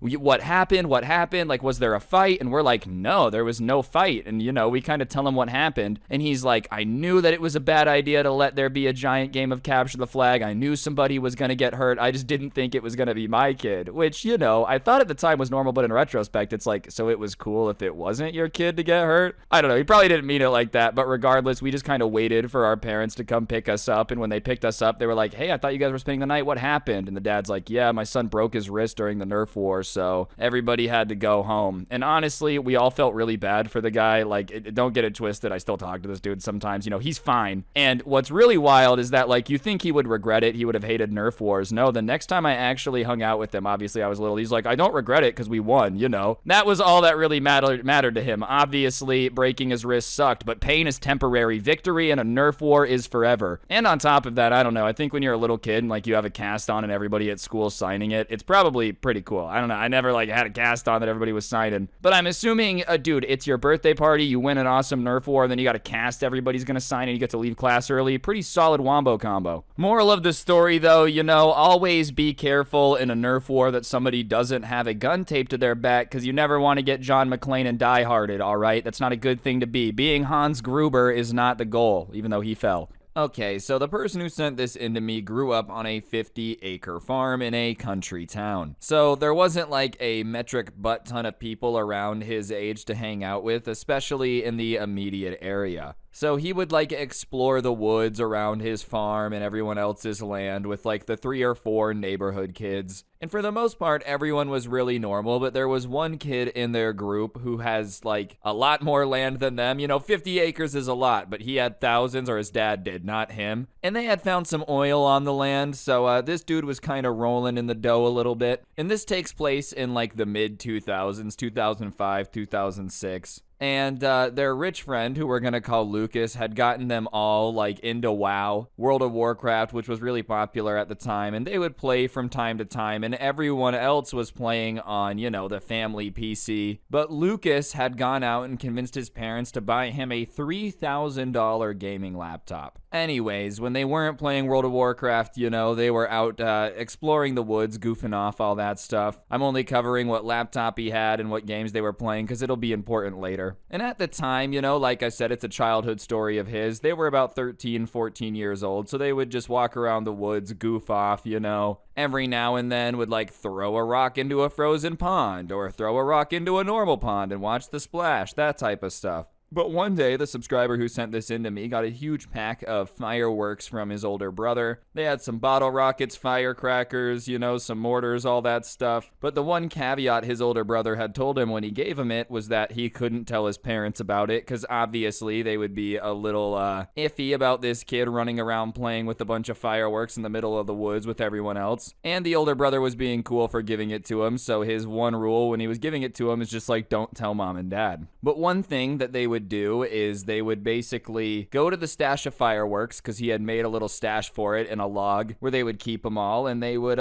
blow stuff up. It started pretty simply, you know, they would like strap a log to an M80 and blow it up just to watch it go boom, that type of stuff. And logs turned into action figures turned into like glass bottles. Pretty soon it was just basically them going out into the woods and just blowing stuff up, and they were slowly working their way through all the fireworks, but his brother had given them a ton of them them. So they would just wrap it in all these plastic bags to keep the water out, put it back in the log when they were done, and wait until the next day to blow more stuff up. And it becomes a little bit of a tradition. But one day when they were in the middle of blowing up some action figures, Lucas's parents, which is the rich kid's parents, happened to find them. They're not really sure how they happened to find them, you know? They don't know if they were like hearing all the fireworks going off and came to investigate or what, but sure enough, they walk up when they're in the middle of blowing up a G.I. Joe doll. And Lucas's dad yelled out to him, he's like, "What are you doing?" And before they even have a chance to explain what they're doing, the firework went off and this G.I. Joe just got like sent to space. And it was pretty obvious, you know, what they were doing. So obviously Lucas's dad wasn't too thrilled with this, starts telling them that they're being so irresponsible, somebody could have gotten hurt. You know, the stuff that the parents have to say because technically it's the truth. And listen, to be fair, it is pretty irresponsible to be strapping fireworks to like bottles and blowing them up, okay? It's not the smartest decision. I understand why Lucas's dad would be mad. I also understand why it would be fun to goof off with fireworks and blow things up. So I'm understanding the middle ground, but I get why the parent had to get pissed and be like, "Don't do this."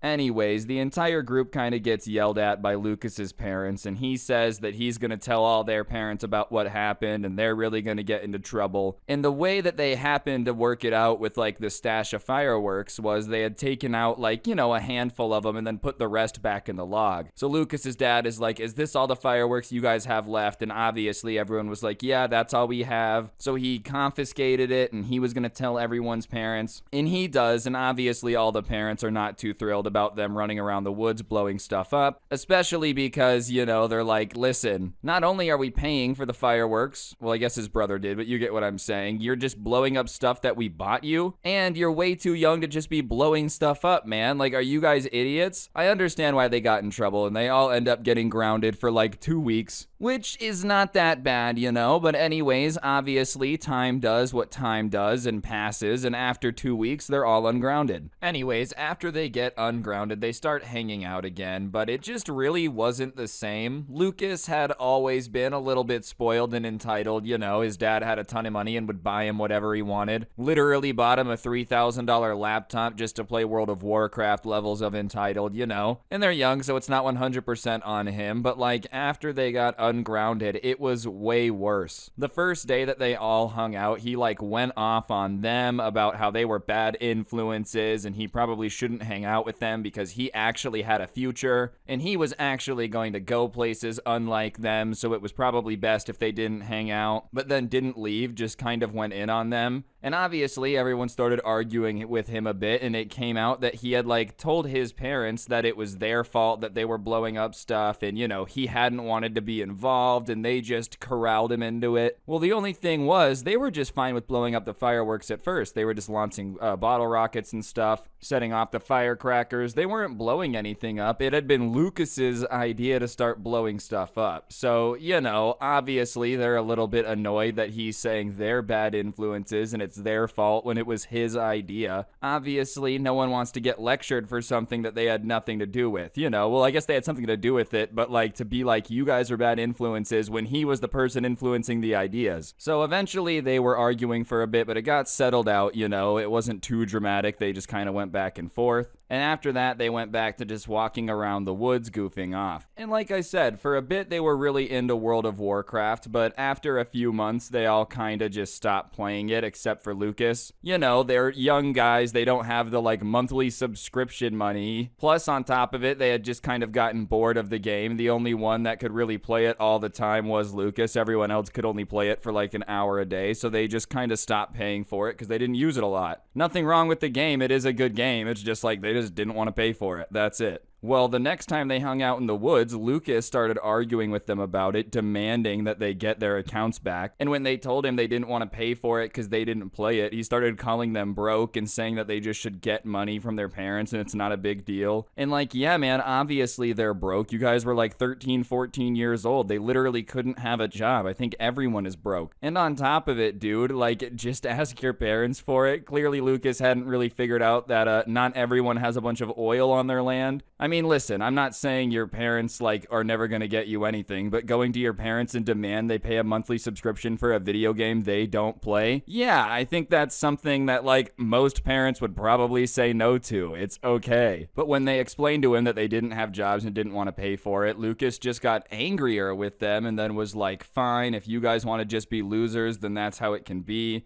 And at that point, they were just no longer excited to hang out with Lucas. Anytime they hung out and he showed up, the vibe was just way worse. And, you know, there was only 3 or 4 people in the neighborhood, so they didn't want to exclude him too much, but they were just really getting annoyed with him, way less enthusiastic about hanging out. But then on top of it, Lucas also started getting really, really bossy. So he's just insulting everyone, calling them broke, demanding they do things, and now trying to, like, tell them what to do. If they were all hanging out and they were doing something that Lucas didn't want to do, he would whine the entire time. He was just super insistent on only doing things that he wanted to do. For example, you know, like, okay, if he didn't want to do bike jumps, but everybody else did, he would just go all Egyptian pharaoh mode and expect someone to fan him while everybody else did all the work. You know, if they were playing a sport, he would just find a way to bend the rules to his advantage and, like, basically cheat the entire time they were playing it. So they just kept getting more and more annoyed about hanging out with this dude. And it got to the point that even though there was only 3-4 people in the neighborhood, they just all started avoiding him. And they were avoiding him for a little bit until one day they got a call on their house phones telling them to go meet at this log, which was kind of their code for the log where they stored the fireworks. So obviously everyone was like, okay, something's going on.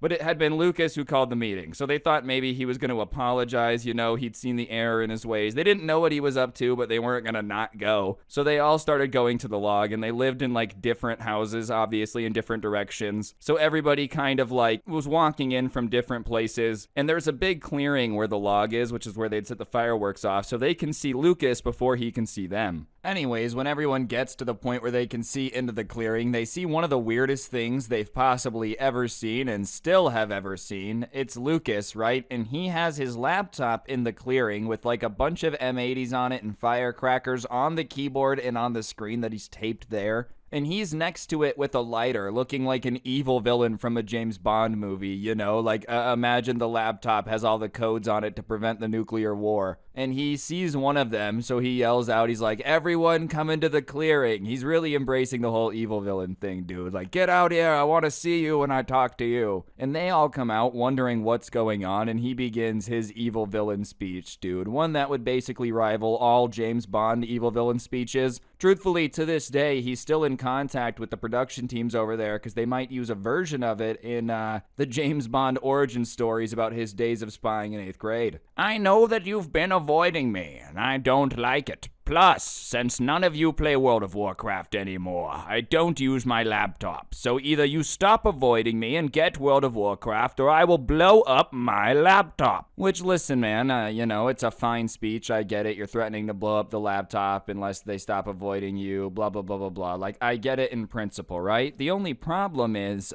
it's not their laptop. Like, as far as threats go, you know, saying, hang out with me or I'll blow up my laptop, it's just not a very good one. Like, oh no, you're gonna damage your belongings? That would really suck. Like, they don't care, bro. They have nothing to do with it. Anyways, one of the people from the group yelled out that they didn't care what he did to his laptop, which, you know, fair enough. It's not their laptop. They haven't really been hanging out with you. And on top of it, they don't play the game. So, like, okay, man. Imagine if someone you played Xbox with 8 years ago, like, called you up into the fold and told you that if you didn't start playing with them again, they'd break their Xbox. All right, man, you have fun with that. Anyways, he snaps back at that guy that he's serious and he really will do it. You know, he's been thinking a lot about it and he thinks this will show them that he's serious about it. And listen, man, I don't think they're doubting that you'll do it. I just think they really don't care. If you've really put a lot of thought into this, then clearly you're just not very good at the whole thinking thing, because I don't understand why they would want to be magically friends with you, because now you're blackmailing them or you'll blow up your laptop. You're basically saying, I will threaten you to keep this friendship going. Threaten ship, I guess, also would have worked there. But still, I'm gonna threaten you to keep this friendship going, or I'll break my stuff. It's like, all right, man, I don't like being threatened, so go ahead and break your things. I don't care. You've been bossing them around to the point where they're literally avoiding you. You know, you had to call them to come meet you out here to even get them to show up. I don't think they care if you blow up your things, especially because you've been bossing them around and like breaking all the rules and stuff. How do they know you're not going to break the rules and just not light it, huh? How about that one, Sir Lucas? Anyways, all of them not wanting to be bad friends and not wanting to like encourage him to blow up his laptop, kind of tell him to knock it off. They're like, hey man, seriously, just please stop. This isn't funny. Come on, you're gonna regret blowing up your laptop. Like, don't threaten us to have to hang out with you. We don't want to pay for the game. Like, seriously, please just stop. You know, which is fair enough. Like, they could have been pissed, but obviously they don't want to encourage him to break his laptop. They're still being good friends. But Lucas is having none of it. You know, he doubles down and goes full on mini Karen mode and tells them that he's going to count down from 10. And if he gets to 1 and none of them agree to the terms of what he said, then he's gonna light it. And so he starts literally counting down, you know, like an angry parent does to a toddler. 10, 9, and like no one steps forward because, like I said, nobody should care or would care about something that's not theirs when you're threatening them. And so he continues to count down, but he starts getting slower and slower in between numbers to try to stall. And he gets to 3 and launches into another little speech to try to like stall a little bit to see if anyone would do anything. And he's like, guys, I really will light it. I'm not kidding. I'm serious. And then he goes 2, and still nobody steps forward because everyone at this point is just like, all right, this is so dramatic, man. I'm just not going to step forward for you. And then he gets to 0, and he tries to stall a little bit, you know, he tries to launch into another speech and be like, okay guys, see, what this shows you is that I really am serious about it, so if no one's gonna step forward. But right in the middle of explaining that like someone should really interrupt him, one of them just yelled out, just light it, bro. And obviously at that point, Lucas just kind of felt like he had to do it, so he lit it. And now the fuse is spiraling down, and as the fuse is spiraling down, he starts running towards them because they've now congregated at like the upper part of the clearing. So now everyone is just watching this fuse go down, and at this point, you know, I'm going to describe the laptop a little more. So it's open, and it's got firecrackers on the screen and on the keyboard, and he's like twisted all these fuses together, and then there's 2 M80s on either side of it, and obviously once it's lit, so everyone's watching, and it gets closer and closer to the laptop, and it finally goes up, and the laptop lights up, dude. There's 2 booms, boom, boom. The screen just starts popping, the firecrackers are going off, and Lucas starts yelling at them saying that this is all their fault, and obviously no one really cares because obviously it's not their fault. Oh, why'd you guys do this? It's like, man, I don't know. I didn't twist all the fuses together, set it up, and then light it. That was kind of a you thing. And it is still going off for a little bit because he had used all the firecrackers that were left in the log. And finally, it stops going off. And it's definitely still like the shape of a laptop. You know, you could tell that it was a laptop at one point, but it's also very obvious from even far away that it is no longer in working condition. It kind of looks like a semi-truck had driven over it, backed up over it, driven over it, backed up over it, and then driven over it one more time just for good measure. So Lucas starts running over to it, and he's yelling out like, why didn't you stop me from lighting the fuse? What's wrong with you? You're bad friends. And they're like, dude, we're not trying to be bad friends. It just wasn't our laptop, and we didn't want to do what you asked for, so we let you light your laptop off. And then he starts ranting about how his parents are going to be pissed, and it's like, yeah, probably, dude. I'm sure your parents are gonna be mad. You know, I don't know many parents that would be cool with their kid blowing up their laptop. That's a pretty expensive thing to blow up. If you guys all got grounded for 2 weeks for blowing up a G.I. Joe doll, I don't know. You might get in a little bit of trouble for blowing up the $3,000 laptop if I ventured out here. And they start looking at him like he's crazy and to ask him straight up, like, well, then why did you blow it up? Like, if you knew you were going to get in trouble, why did you do it? You know, let's not pretend that blowing up a laptop is ever smart, but it's especially dumb if you know you're going to get in a crap ton of trouble. And his answer to that is basically like, well, I didn't think you guys were going to let me blow it up. Terrible plan, man. No failsafe. Yeah, your laptop was basically a goner from day one. Anyways, he starts freaking out now about the fact that he blew up his laptop, and he's like holding the remains of the laptop in his hand, and he's like, I can't believe it blew up. But what did he expect when he was like duct taping the firecrackers to it, dude? Like he had, you know, fused all the Oh, not fused all the fuses, that's not right. But like, you know what I'm saying, had twisted all the fuses together. The entire time he's doing that, he didn't think about the fact that he was, putting fireworks on his laptop. Why did it blow up? I don't know. Maybe it had something to do with the 30 minutes of setting up all the fireworks on the laptop you did earlier. Maybe, just maybe. Anyways, he says he's going home and he takes his laptop with him, and everybody else kind of stands there and they're talking about it, wondering what that all was and like just how much of a train wreck it was. And they go home and they tell their parents what happened just because this dude had blamed a bunch of stuff on them before. So just to be safe, they wanted to tell their parents exactly what had happened. And they got some weird questions about it from their parents because obviously it's a bizarre thing to hear that somebody just blew up their laptop for no reason, but whatever, they kind of go about their night. But later that night, the subscriber gets a knock on his door and he goes and answers it, and it's Lucas's parents. And they're like, hey, can we please talk to you? And his parents are like, yeah, that's fine, but don't yell at him, like just talk to him. And they're like, yeah, no, we just want to talk. So they go outside and they ask him about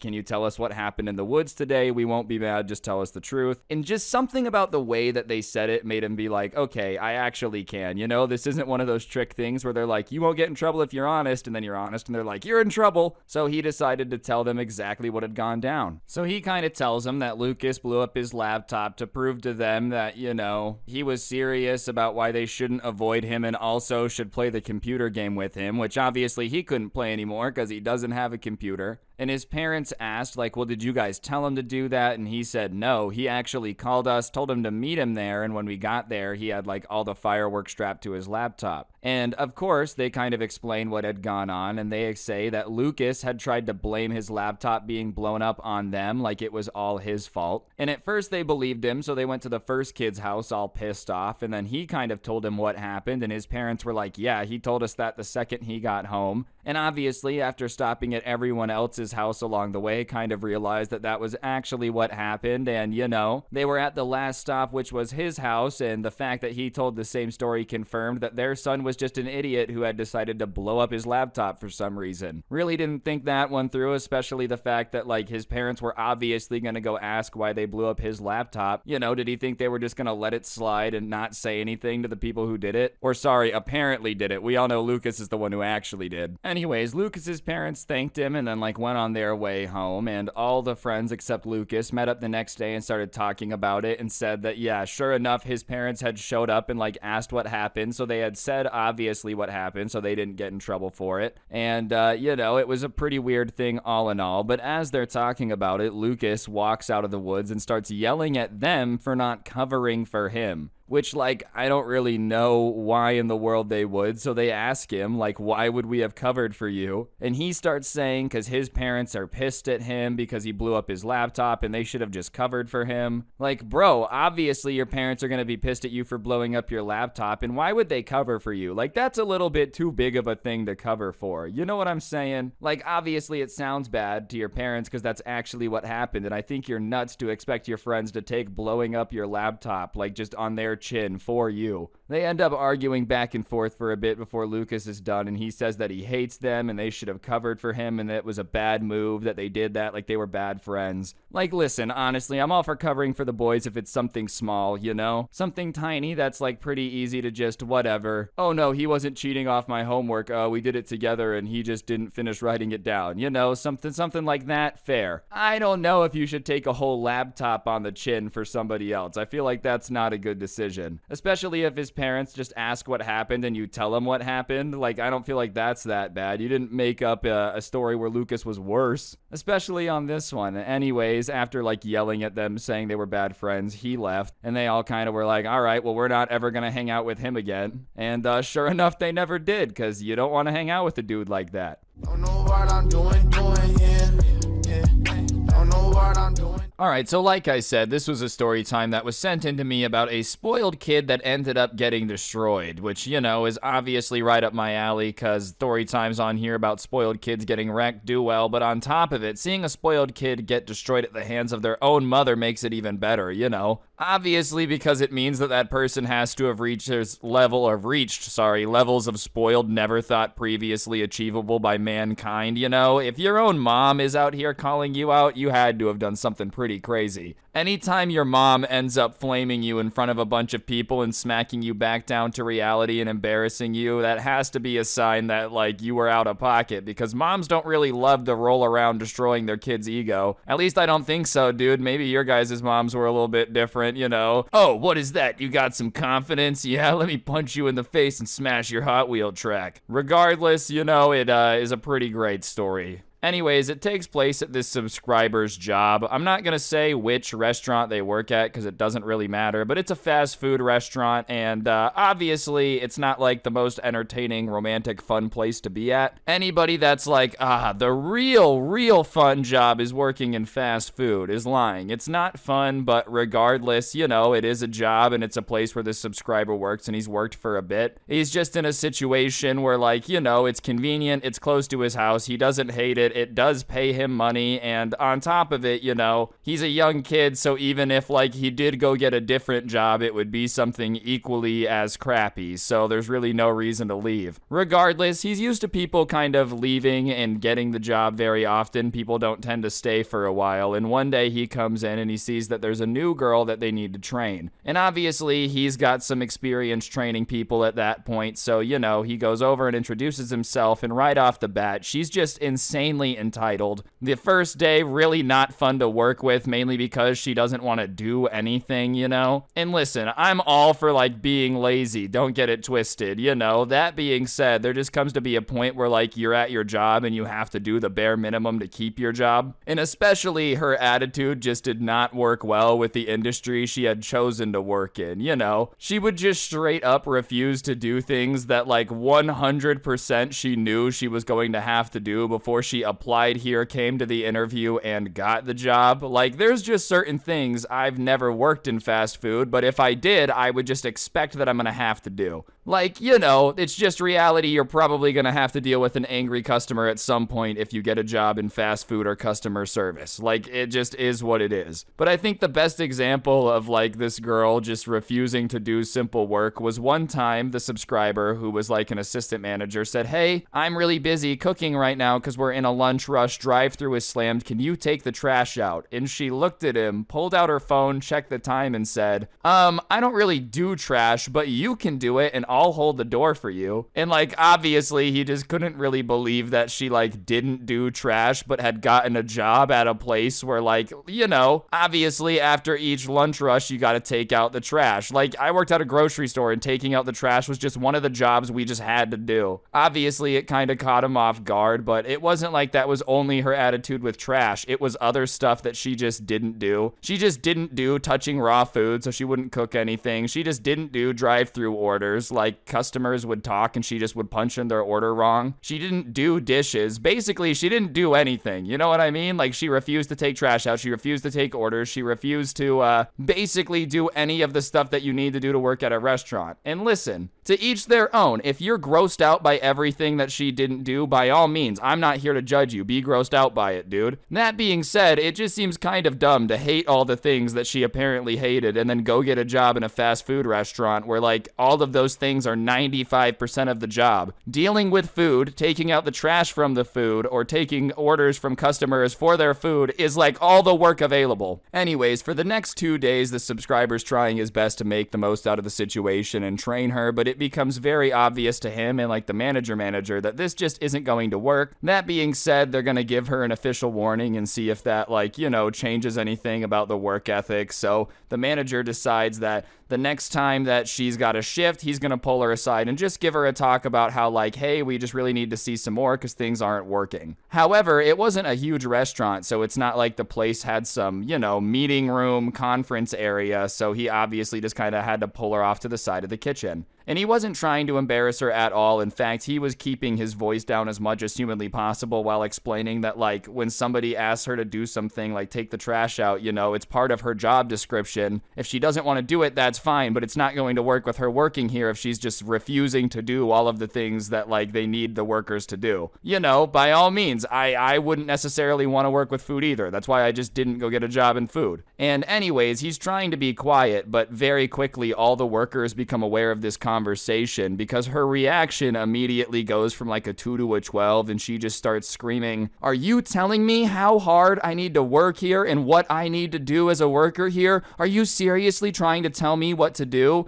Which, you know, I mean, yeah, it's annoying, but like it's kind of the manager's job at the end of the day. And obviously the manager is annoyed at that point because he's trying to be nice about it. Now he's getting yelled at and he's like, "No, I literally just want you to do anything. I'm not telling you how hard to work. I'm telling you to work. You literally just sit there and look at us during rushes and like look at the trash overflowing and just expect it to magically get emptied. There's a reason we hire people to do jobs. It's because it needs to get done. It's fine if you don't want to work here. That's okay. But this isn't working. You either need to change how you work here or you can't work here." Anyways, obviously the manager was like trying to be funny / serious, but the spoiled girl did not like being told that she wasn't helping with anything, and so her next response was like, you know, she couldn't say that she was helping, so she decided to just start talking about how beneath her the job was instead. You know, the job that she had gone out of her way to apply for and then get. Like, that's what I don't understand when people start popping off about how this job sucks and it's beneath them while they have it, is like, well, at some point you did go through all the work of getting it, you know? You think I need to work at a fast food restaurant? I so above this. Like, I'm not a loser like you. I don't plan on spending my adult life being the manager of a fast food restaurant. My parents are loaded. I don't need any of this. If my parents give me 1/10 of what they have, then like I would never have to work again. Just going off and off about how like everyone who works here is a loser and she's above it, which, you know, congratulations to your parents for being rich, but I don't really understand why you have to be calling everybody that does have to work a loser. A job is a job, you know. Just because you don't like your job doesn't mean that like everybody who works here is somehow now stupid and doesn't deserve to like not have to ever work here for the rest of their life forever. In her mind, you know, they just eat, sleep, and breathe this fast food restaurant. Like they're NPCs that just stop being rendered when they leave the restaurant. Anyways, the manager somehow manages to stay calm. You know, kudos, I guess. I probably couldn't have. And at that point, he looks at her after her little rant about how everyone's beneath her and her parents are loaded, and he says, "Well, I'm glad you plan on mooching off your parents forever and don't need this job because as of right now, you're fired and it's not yours anyways." And her face kind of like goes, and he's like, "You don't need to finish your shift. You go ahead and go home. You don't need to come back. I'll put your last paycheck in the mail. Don't bother to come get it." And obviously everybody is just kind of standing there witnessing this, and their mouths are open too because it was in the side of the kitchen. There wasn't a lot of customers there, but everyone's like, "Oh." Regardless, that's probably the best play. I mean, if you're arguing with somebody that's saying that like you're a loser for having your job and you suck, then like what are you really going to say other than "I disagree"? You know, you can't be like, "You're right, I am a loser." Obviously at that point it's probably best to just fire them because like if they think that they're above all the work there, then they're just never gonna do it, you know? I mean, seems pretty simple. Like, if you really think that you're above doing homework, then, like, if you were getting paid to be at school, it just wouldn't make sense for you to be there. Anyways, the spoiled girl almost, like, can't believe that she got fired. Somehow, I think in her mind, the boss was gonna be like, whoa, whoa, whoa, you're right. Your parents are loaded. You should work here. We need someone with rich parents here. Like, even after calling him a loser, saying that everyone that works here sucks, that she was gonna keep her job. I don't really understand how she thought that, dude. Regardless, you know, he's like, no, you're actually fired. And at that point, she does the age-old classic, you can't fire me, I quit, and starts to storm out of, like, the building. And as she's storming out the building, she starts just kind of knocking stuff onto the floor from all the shelves, which doesn't punish the manager. You're just making everybody have to pick up more. But regardless, she's just knocking stuff down. And everyone else is just kind of standing there in shock, not knowing what to say about all of this, because it wasn't even like they expected any of this to go down. Especially the subscriber, the assistant manager, is especially confused because keep in mind, all of this was supposed to be a warning. Like, they weren't going to fire her today. They were going to warn her and be like, hey, you really need to step up, you know, the work you've been doing. They didn't plan on it turning into a screaming match and everyone getting fired, but, you know, everyone's just kind of sitting there surprised. With that being over, though, everybody just decides to, like, kind of try to go back to as much normal as you could possibly have after something like that. So they just decide to figure out how it goes today and see what's up. And, you know, they at least think that it's over. They'll never see her again and cause any problems. So they clean up the kitchen and go about the rest of the day. The flow of the kitchen worked better. It just felt like a less stressful environment. And honestly, you'd be surprised how much easier work is to do with people that are willing to do work. I know, it seems crazy, but it's almost like that makes anything substantially easier is when people are willing to help. Regardless, the entire day, everybody's obviously joking about what went down, and they think that like, oh, that's the last we'll ever see of that crazy lady. Ha ha ha ha. Anyways, the next day, the subscriber is working on the register, and it's pretty slow. There hasn't been a lot of customers. And in comes the spoiled girl who had worked the day before, and an older woman, and the spoiled girl is basically beet red. And he instantly get the vibe that like she does not want to be here, but this older woman that he assumes is her mom had brought her here to like, either apologize, get her paycheck, figure out something, but regardless, it looks like the spoiled girl is not very happy to be here. And they both walk up to the counter, and the mom says, like, hi, I'm blah, blah, blah's mom, and he's like, hi, I'm the assistant manager. How can I help you? And she's like, well, I understand that my daughter quit yesterday, and we're here to get her job back. Is the manager here? And obviously, the assistant manager is kind of like, uh-oh, is this going to be a Karen situation? Usually when somebody freaks out, you assume it's because the apple doesn't fall far from the tree and their parents freak out too. So he's like, yeah, the manager's here, and he decides to just go get the manager and have him deal with it. So he goes back into the kitchen, tells the manager that the girl and her mom are here, and the manager's face kind of turns like white as a ghost, and he's like, oh no, they're both expecting that they're gonna go out there and Karen's gonna start just yelling at them for daring to fire her sweet little angel. So the manager starts kind of hyping himself out to walk up there. He's expecting to have a battle with a Karen, like he's, fighting the Kraken and he's Johnny Depp in Pirates of the Caribbean. So on the way up, he's like hyping himself up, no, you have to be able to take the trash out to work here. He's just trying to hype himself up a bit to get into the right mindset to argue with this lady. And so finally he gets out there and the mom's like, hi, it's great to meet you. I understand that my daughter quit, She's managed to lose every other job she's ever had and she really can't afford to lose this one. So is there anything that we can do to like fix this situation and make it so that she doesn't lose her employment? She really can't manage to keep a job and I need to make sure that this doesn't happen. Obviously, the manager is kind of caught off guard because he didn't expect her to try to like be here and understand and be reasonable, all right? He was expecting to get screamed at. So he's kind of like, well, I don't necessarily know if this is something that we could fix only because, the freak out that your daughter had when she quit. And obviously the mom's like, what do you mean? My daughter said that like she had quit her job because you guys had gotten into an argument, and things had started yelling at each other. And he's like, well, obviously we had gotten into an argument, yeah, but before she quit, she had started going off about how she didn't need this job because it was beneath her, because you, he points at the mom, are extremely rich, and even if she gets 1/10 of what you have, she'll never have to work a stupid job like this again. And, obviously, I get it, I've said stuff when I'm mad before, but, like, the rest of the team here isn't necessarily stoked about the idea of being coworkers with somebody that literally thinks that they're human garbage, And the entire time he's explaining this, the mom is just looking more and more embarrassed, turning red.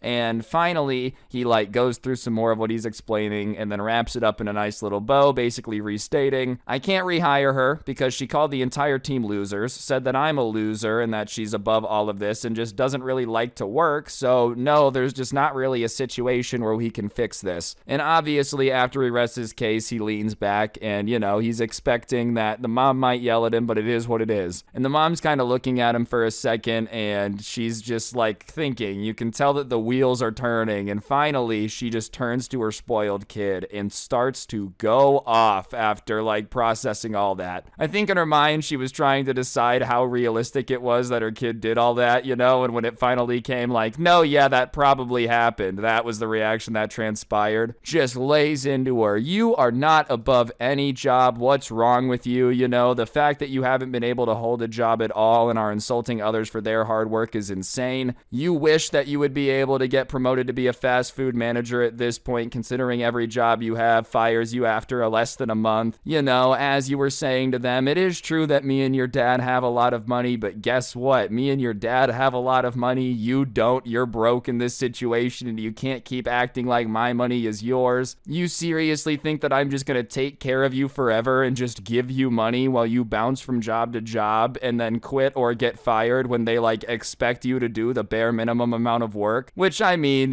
like the manager is just sitting there listening to all of this awkward because he doesn't know what to say at all. Now he's in the middle of this giant family drama just trying to explain what's going on. And the mom just keeps going off after a little bit, though. She finally calms down after one more time being like, "You're not above anything. What's wrong with you?" And the spoiled girl is just kind of sitting there slack-jawed because obviously she hadn't expected it to go this way. She had expected mom to be like, "Team, get the job back," and yell at this guy who had been mean. But no, instead the manager had just kind of explained what happened, and the mom had realized, maybe the fact that none of these jobs can be kept has nothing to do with the manager at every single location. Listen, I've had a bad manager. I've had several bad managers. Trust me, it happens. That being said, if you've had like 27 jobs, chances are the managers are not the problem. You know what I mean? And then the daughter's response to all this, though, is start trying to say that the work they expected her to do was insane and that there's no way she would be able to do it just because of like what she'd become accustomed to. And the mom is like, "Oh, is taking out the trash too hard? No wonder your room smells so bad." And everybody just kind of giggled a little bit. And at that point, the Karen mom looked around and realized that like all the customers, all the workers, they were all staring. And so to get out of there, she looked at the manager and said, "I'm really sorry for my daughter's behavior. I understand why she can't have her job back." And they both get up and start walking out of the restaurant, dude. And the entire time the mom doesn't say a word, but the daughter is just looking straight down at the ground. She literally doesn't have the nerve to look any person in the eye, but I mean, how could you in this situation? Imagine convincing your mom to come with you to this fast food restaurant to yell at the manager and get your job back. And then the manager's explaining what happened and your mom realizes, crap, that's not the case. And then she starts screaming at you in front of everybody saying you deserve to get fired. Yeah, I probably would have kept my head down too, dude. I can't even judge her too much for that, man. If anything, at least that humanizes her a little bit and she realized that she had a reason to be embarrassed right then. Regardless, they're walking out of the restaurant and everybody's just kind of watching them leave. Anyways, they leave and everybody just starts laughing because, they had been dealing with this crap. They had just automatically assumed that the mom was obviously similar, the source of the entitlement, but no, apparently she had nothing to do with all of this. The only question at that point is, where did the entitlement come from? If the mom was really upset about it and, pissed off about the fact that she was saying all this, then, where did she get the idea that she could just do whatever she wanted because her parents were rich, I also love that the mom said that, listen, I'm rich, you're not rich. I feel like that's something that a lot more of the rich kids got to be hearing these days. Because let's be honest here, if your dad is a millionaire, then, that's great for him. He's successful. Kudos to your dad. But, you're not your dad. If your mom's a billionaire, bro, you are not your mom. You're the kid. Sure, I'm sure life has been a little bit better. Maybe you got to go on cooler vacations and stuff, but you still have to work your way up. You don't have to just skip the first 30 steps on the ladder because your dad and mom made a bunch of money. You're not in charge of their bank account. You can't liquidate your parents' 401k and put it all into NFTs no matter how badly you want to, dude. Mom, you don't understand. Your retirement would be so much better if you focused more on Bored Apes instead of dividend yielding stocks. What's wrong with you? Anyways, you would think at that point that this girl would have just been so embarrassed that she never came back to this restaurant. She never had the nerve to show up. But no, somehow the girl was not ashamed enough to never show her face again. About 2 weeks later, the subscriber was on the drive-thru, and he's taking orders and he ends up hearing a voice that he thought was familiar. And he's like, nah, there's no way that she would come back because she was just so embarrassed. Her mom had made fun of her so badly. Why would she choose to come back to this restaurant? But sure enough, he's waiting and he sees it pull up to the window he's at where he takes the card to pay for it. And so it comes around and sure enough, it's the same spoiled girl, but she's now pretending to wear a disguise. She has a really bad wig on and you can still see her original hair underneath the other wig. So it just didn't even do a job of disguising it with big sunglasses and whatever. She comes up and she's paying for her order and she's like, this place has gone really downhill. And she says the date that she ended up quitting on, and obviously the subscriber knew at that point that it's this spoiled girl coming back to try to, make us feel bad about the day she quit because our restaurant has sucked since then. So he decided to mess with her and he's like, honestly, ever since that day, I feel like everything has run way more smooth. If anything, I feel like our restaurant has been on a rocket ship straight up since then. And her face kind of contorted into an insulted face, but obviously, she had decided to come all disguised, so she couldn't just run around the corner and or argue with him. She was in the car, not around the corner. corner. You know what I'm saying? Like, she couldn't start fighting with him, so obviously, you know, she's like, yeah, well, I guess that's your opinion, and then paid for her order. So she goes back to the food window, and everyone's kind of like, wait, this is her. So he goes to the other window to give her the food, the same guy. And so he gives her the food, and she's like, thank you so much. Wait, weren't you the guy that took my order? And he goes, yeah, I just wanted to make sure that you had a great day. And then he said her name, and I don't know if she really thought the disguise was going to work, like nobody knew who she was. But sure enough, as soon as he said her name and she realized that she had been busted, she decided to like slam on the gas and like grab the bag of food like Cruella de Vil and do a little peel out with the burger bag. I'm just flabbergasted she had the nerve to come back, dude. It was probably the fear of realizing that she had been caught that made her be like, I need to get out of here now. I just feel like after your mom has embarrassed you that hard right in front of everybody, it's weird to come back and try to convince them that life was better when you worked there.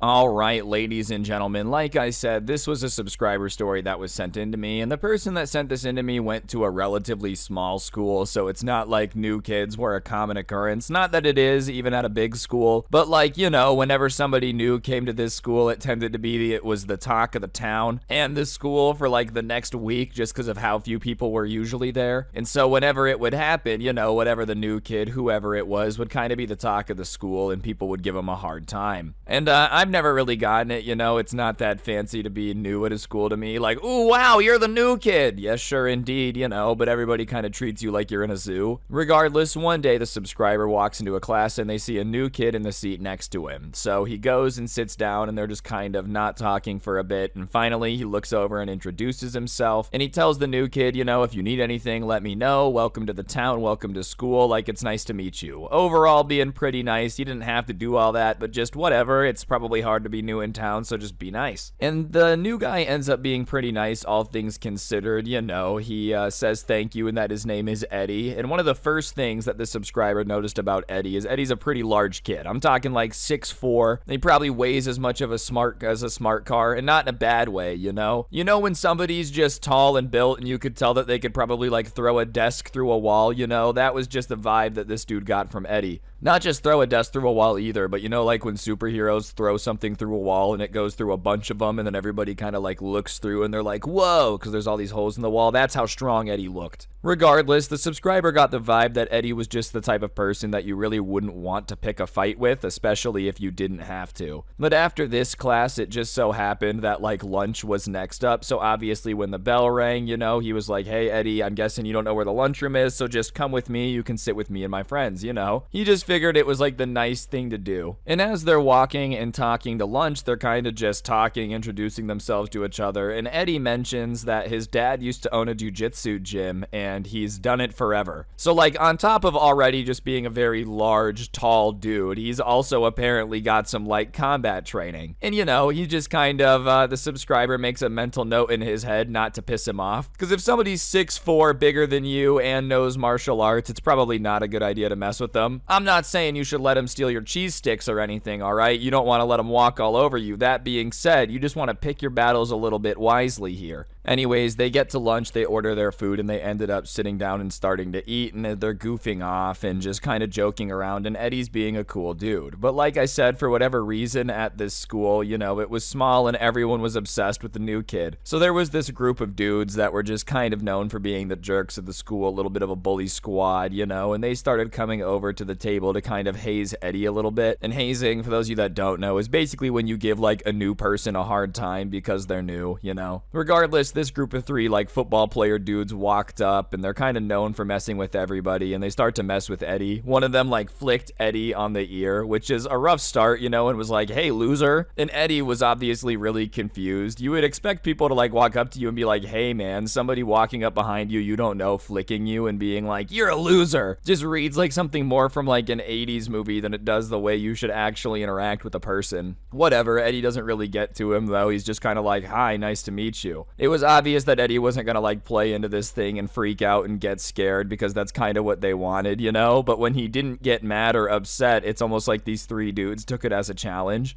And one of the other ones says something about how like, oh, we haven't seen you before. Are you new here? And Eddie obviously is like, yeah, I'm new here. And they say, well, since you're new here, you didn't know the rules, but there's some rules that you just need to follow around here, all right? So we're going to explain them to you. Can you follow? And Eddie's like, yeah, man, I'll follow. Like, what's the rules? You know, me smiling, being as nice as could be. If somebody walked up to me and started being like, you're new and don't know the rules around here, I'd be like, last time I checked, there's no rules in the lunchroom, pal. But whatever, Eddie was just trying to be a nice guy and like just, yo, hey, what are the rules then? Explain it to me. I'm willing to listen. And they're like, well, first, we're going to take some of your lunch. And then one of them grabbed the chocolate milk off of Eddie's tray. And Eddie is like, all right, you know, I don't really like that rule, so you're going to give me my milk back. Like, that one doesn't apply to me. And they obviously don't really like that answer, so they start trying to make fun of him. Like, oh, look at this idiot who wants his milk back. What does he think he is? Mall security? Like, what are you going to do about it? And Eddie at that point is still sitting down, and he's like, listen, guys, it's my first day. I don't want any trouble. I don't want to have an issue, but, you know, can I have my milk back? And they all start making fun of him even more. They're like, you're lucky it's just the milk that we're gonna take. You know, you're an idiot. We could have taken your whole lunch. What are you gonna do about it? In fact, tomorrow we're gonna come back and you're gonna give us your milk again. And at that point, Eddie had just kind of had enough. It's not literally the fact that they took his chocolate milk. Like, that doesn't matter, right? It's just the fact that, like, if he doesn't stand up for himself now, then these dudes are probably going to come take his milk every lunch and just annoy him. You know, if you cave into somebody that's like, oh, I'm gonna bully you, like, they're just gonna keep doing it. And he had given them a chance to not have a problem and give the milk back. So at that point, Eddie just kind of stands up and he's like, yeah, that's not how this is gonna go down. And like I said, Eddie was tall. He's like 6'4", but he's only 4 inches taller than like all these dudes that are messing with him, which is a big height difference. But there's 3 of them and 1 of Eddie's, so like they don't go running off into a bush like a rat. They still think they've got a chance.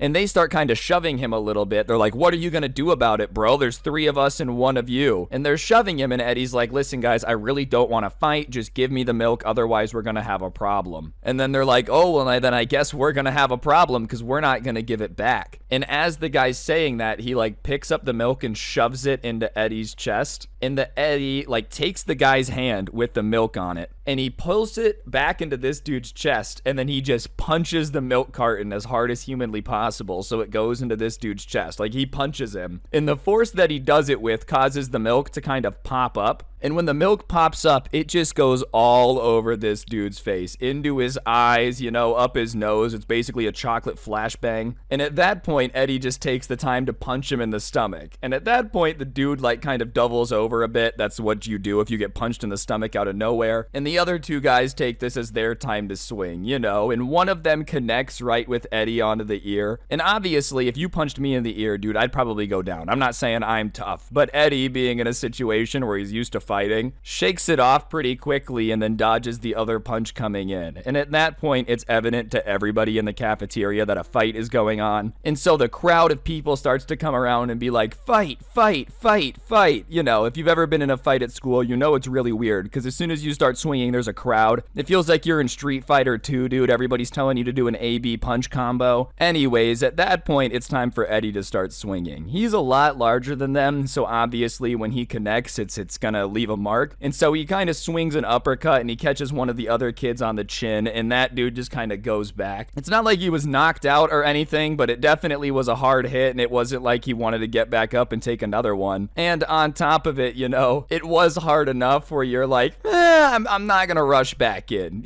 Maybe he would have gotten up after a couple minutes and tried to fight him again. But he definitely got his bell rung enough to go, all right, I don't necessarily want to rush back in and fight that dude anymore in this very moment. And at that point, the dude who he had punched in the stomach and hit to like pop the milk in his face comes back around. So it's back to being a 2-on-1. He's basically just kind of taking turns, taking care of one. But the dude who has the milk all over him just kind of starts running at Eddie to tackle him, right? And so Eddie gets lower than him, gets his hands around his waist, and just kind of picks him up, turns him over, and slams him. And everybody who's watching it is like, oh, because if, you know, you've ever seen a fight and somebody gets body slammed, that just tends to be the reaction. It's insane to watch. And so at that that point, he's like, all right, I'm done. He's just kind of laying down. And so there's only one person left from this group that's been trying to mess with him. And Eddie's like, yo, where are you going? And the kid's just trying to like blend into the crowd and get out of there. I think he had had enough. And while Eddie's yelling at him, everybody kind of realizes he's trying to run away, so he drops it. He realizes that it's probably better to let him run away and like not chase him down for his own sake. And on top of it, it makes him look worse. Like, no one's gonna respect the dude that started a fight and then tried to run away after his other two friends got beat up. And at that point, it was probably for the best, because like through the crowd starts to come teachers, and they start coming into the circle yelling. And the teachers are pissed, but Eddie's not trying to argue with them. He doesn't want to fight with them. You know, he's not trying to get a reputation as a dude that's gonna swing on the teacher or anything, you know. And so he just very calmly is like, hey, all right, I understand. I'll go with you to the office. And they all get gathered up and they get taken. And that's how you know somebody really won the fight, you know. Like, usually the person who loses the fight is trying to be like, oh, let me at him, I'm not done swinging on him. If the person's just like very calmly, all right, you know, I got in a fight, it's now time to go to the office and accept my punishment, that probably means that they won the fight pretty handily, you know. Obviously, Eddie was aware of the fact that like he was going to get in trouble for fighting. There's never a case where you punch 3 people in the face on the first day that you're there and like don't get in trouble. But that being said, he didn't really feel like he had a choice, only because they kept saying that they were just going to keep messing with him over and over again, and the fact that they were already like flicking him in the ear, insulting him. What are you supposed to do in that situation? You know, they start threatening to beat you up and steal from you every day. Sometimes you got to stand up for yourself. I'm not saying you should be trying to get in fights. Don't get it twisted. Avoid it at all costs. But if somebody's like, oh, all 3 of us are going to beat you up and steal your stuff, and you're like, you know, a karate master, hey, there's a reason that you learn karate, you know? I know nothing about martial arts. I understand jujitsu and karate are different, but you guys get what I'm saying? If you're gonna learn the way of punching people, eventually you might have to do it, but you should avoid it. It's like the Spider-Man powers, great power, great responsibility thing.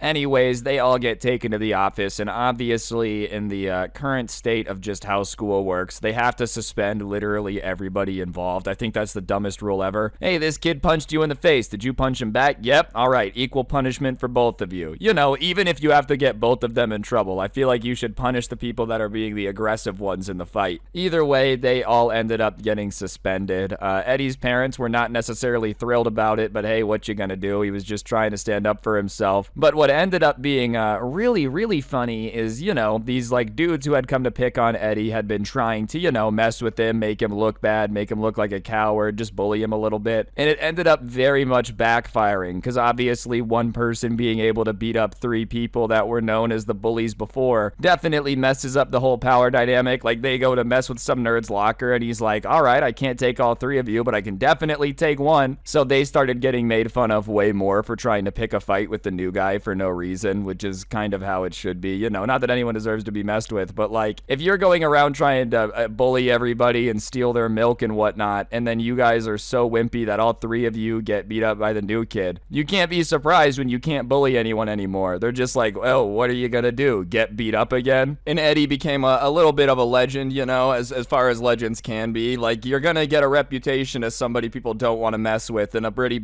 cool guy if you take like a 3v1 situation, flip it on its head. And the fact that he like didn't necessarily fight with the teachers at all and was very respectful during the whole thing made the administration not hate him either. Obviously they weren't thrilled with the fighting. No like school administrator can admit that. But at the same time, they were maybe a little bit nicer to him after the fact than everybody else involved. Regardless, I guess the moral of the story is like, just don't mess with people in general. But if you do, make sure that they don't know jujitsu, and probably just avoid fighting people in general that are brand new, because you have no idea when they might 720 no scope you. I know this was definitely a shorter story, but I figured it was one you guys would enjoy. On that note though, that's gonna do it. Press the like button, and of course be sure to comment down below. It really helps the video do better, and I would appreciate it. And if you want to be a real G, you could subscribe and turn on notifications. If you really want to help me out, I'll put a link to the intro song down below, along with a link to my podcast, The Scuffed Cast, or you could use code Scrubby at the G Fuel checkout. It's a great way to get a discount on G Fuel. 2 more things I gotta plug real quick. First things first, I do put some of my story times up on Spotify, so if you want to check that out, I will put that link in the top of the description. I'd really appreciate you going ahead and giving them a listen. Or you could go ahead and check out the merch. It is the coolest merch to ever exist, if I do get to say so myself. I know I'm a little bit biased, but that link can be found in the bottom of the description, so be sure to check it out. And yeah, on that note, guys, I think that'll do it. Thank you all so much for watching. one more time, just